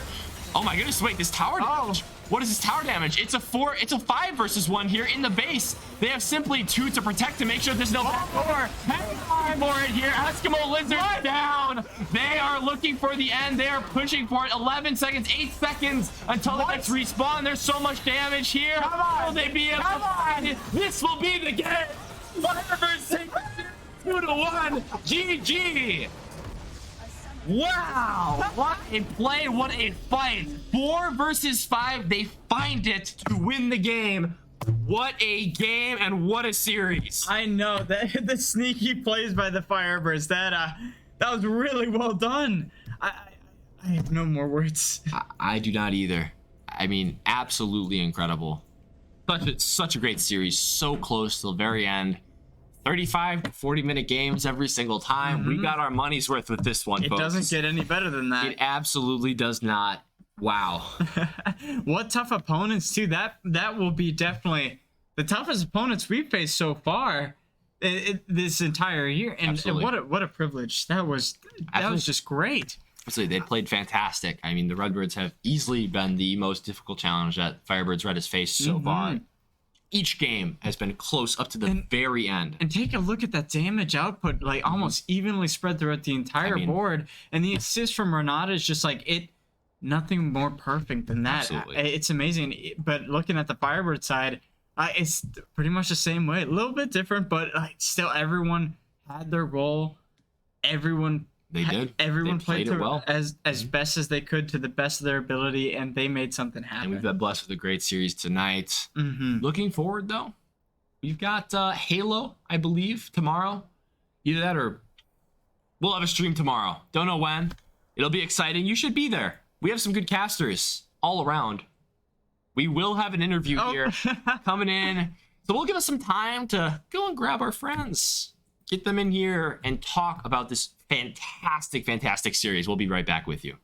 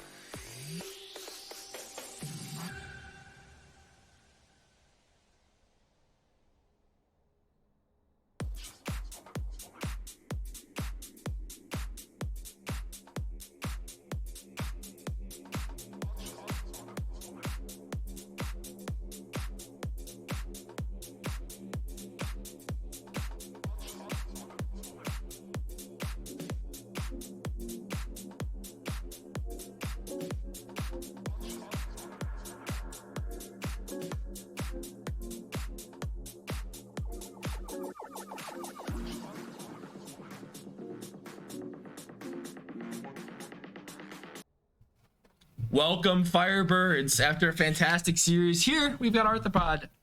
Hard carry that last game, let me tell you. Fantastic game. How are you feeling after that grueling match? I mean, honestly, just the 3 games in a row it's ridiculous. Oh, like, you're telling me. After the first game, honestly, I was exhausted. I think it went 44 minutes. Yep. Yeah, crazy game. And that first game was so hard for Jinx too. There was like Maokai, Amumu, all this garbage. Like, it was so hard to play, and I was so exhausted. Absolutely. After the third game, I'm excited to go home. I can't blame you. We won't keep you too long. Just got another question for you here. What did Coach talk about in between games? Because I saw a clear change in strategy from the second to the third game, at least. Yeah. What was that all about? Well, we were having some disagreements about the Zillion pick, especially because the problem was we weren't able to be like proactive on the map. We had to do a lot of reacting to what they were doing. We were basically catching up the entire, even in the first game that was true, but in the second game it bit us really hard. Absolutely. So basically we were like just like flipping comps. We took the Kaisa away from them and they happened to ban Zillion, which was thank you. Yeah, we took the Kaisa away. And then we just tried to play a more proactive play style, which I think actually worked a lot here. It worked. That's something I talked about during the game. Like I love seeing this more proactive team counts from you guys. Just seeing, I mean, Blitzkrieg's roaming obviously fantastic. Yeah. The engages from Proliferate really great this game as well. Many 3-4 man Amumu ultimates. Great game all around. Oh yeah. And since we all need some sleep, is there anybody who you'd like to shout out real quick before we release you? Yeah. I mean, to be honest, I want to shout out my mom. You know, she watches all my games. I mean, really, it's all my family, my brother, my dad, my mom, grandma, you know, everybody from the Discord who might be watching, if you are, you know, all those. The fact that people watch these games helps me a lot. It motivates me. It makes me want to play, and it makes me want to play well and get better. So absolutely. Yeah, and man, are you playing well? Jesus, that last game was crazy. Shout out mom, shout out Arthrod's family. Fantastic games today. We'll catch you next week for some more Carthage League of Legends. See you then.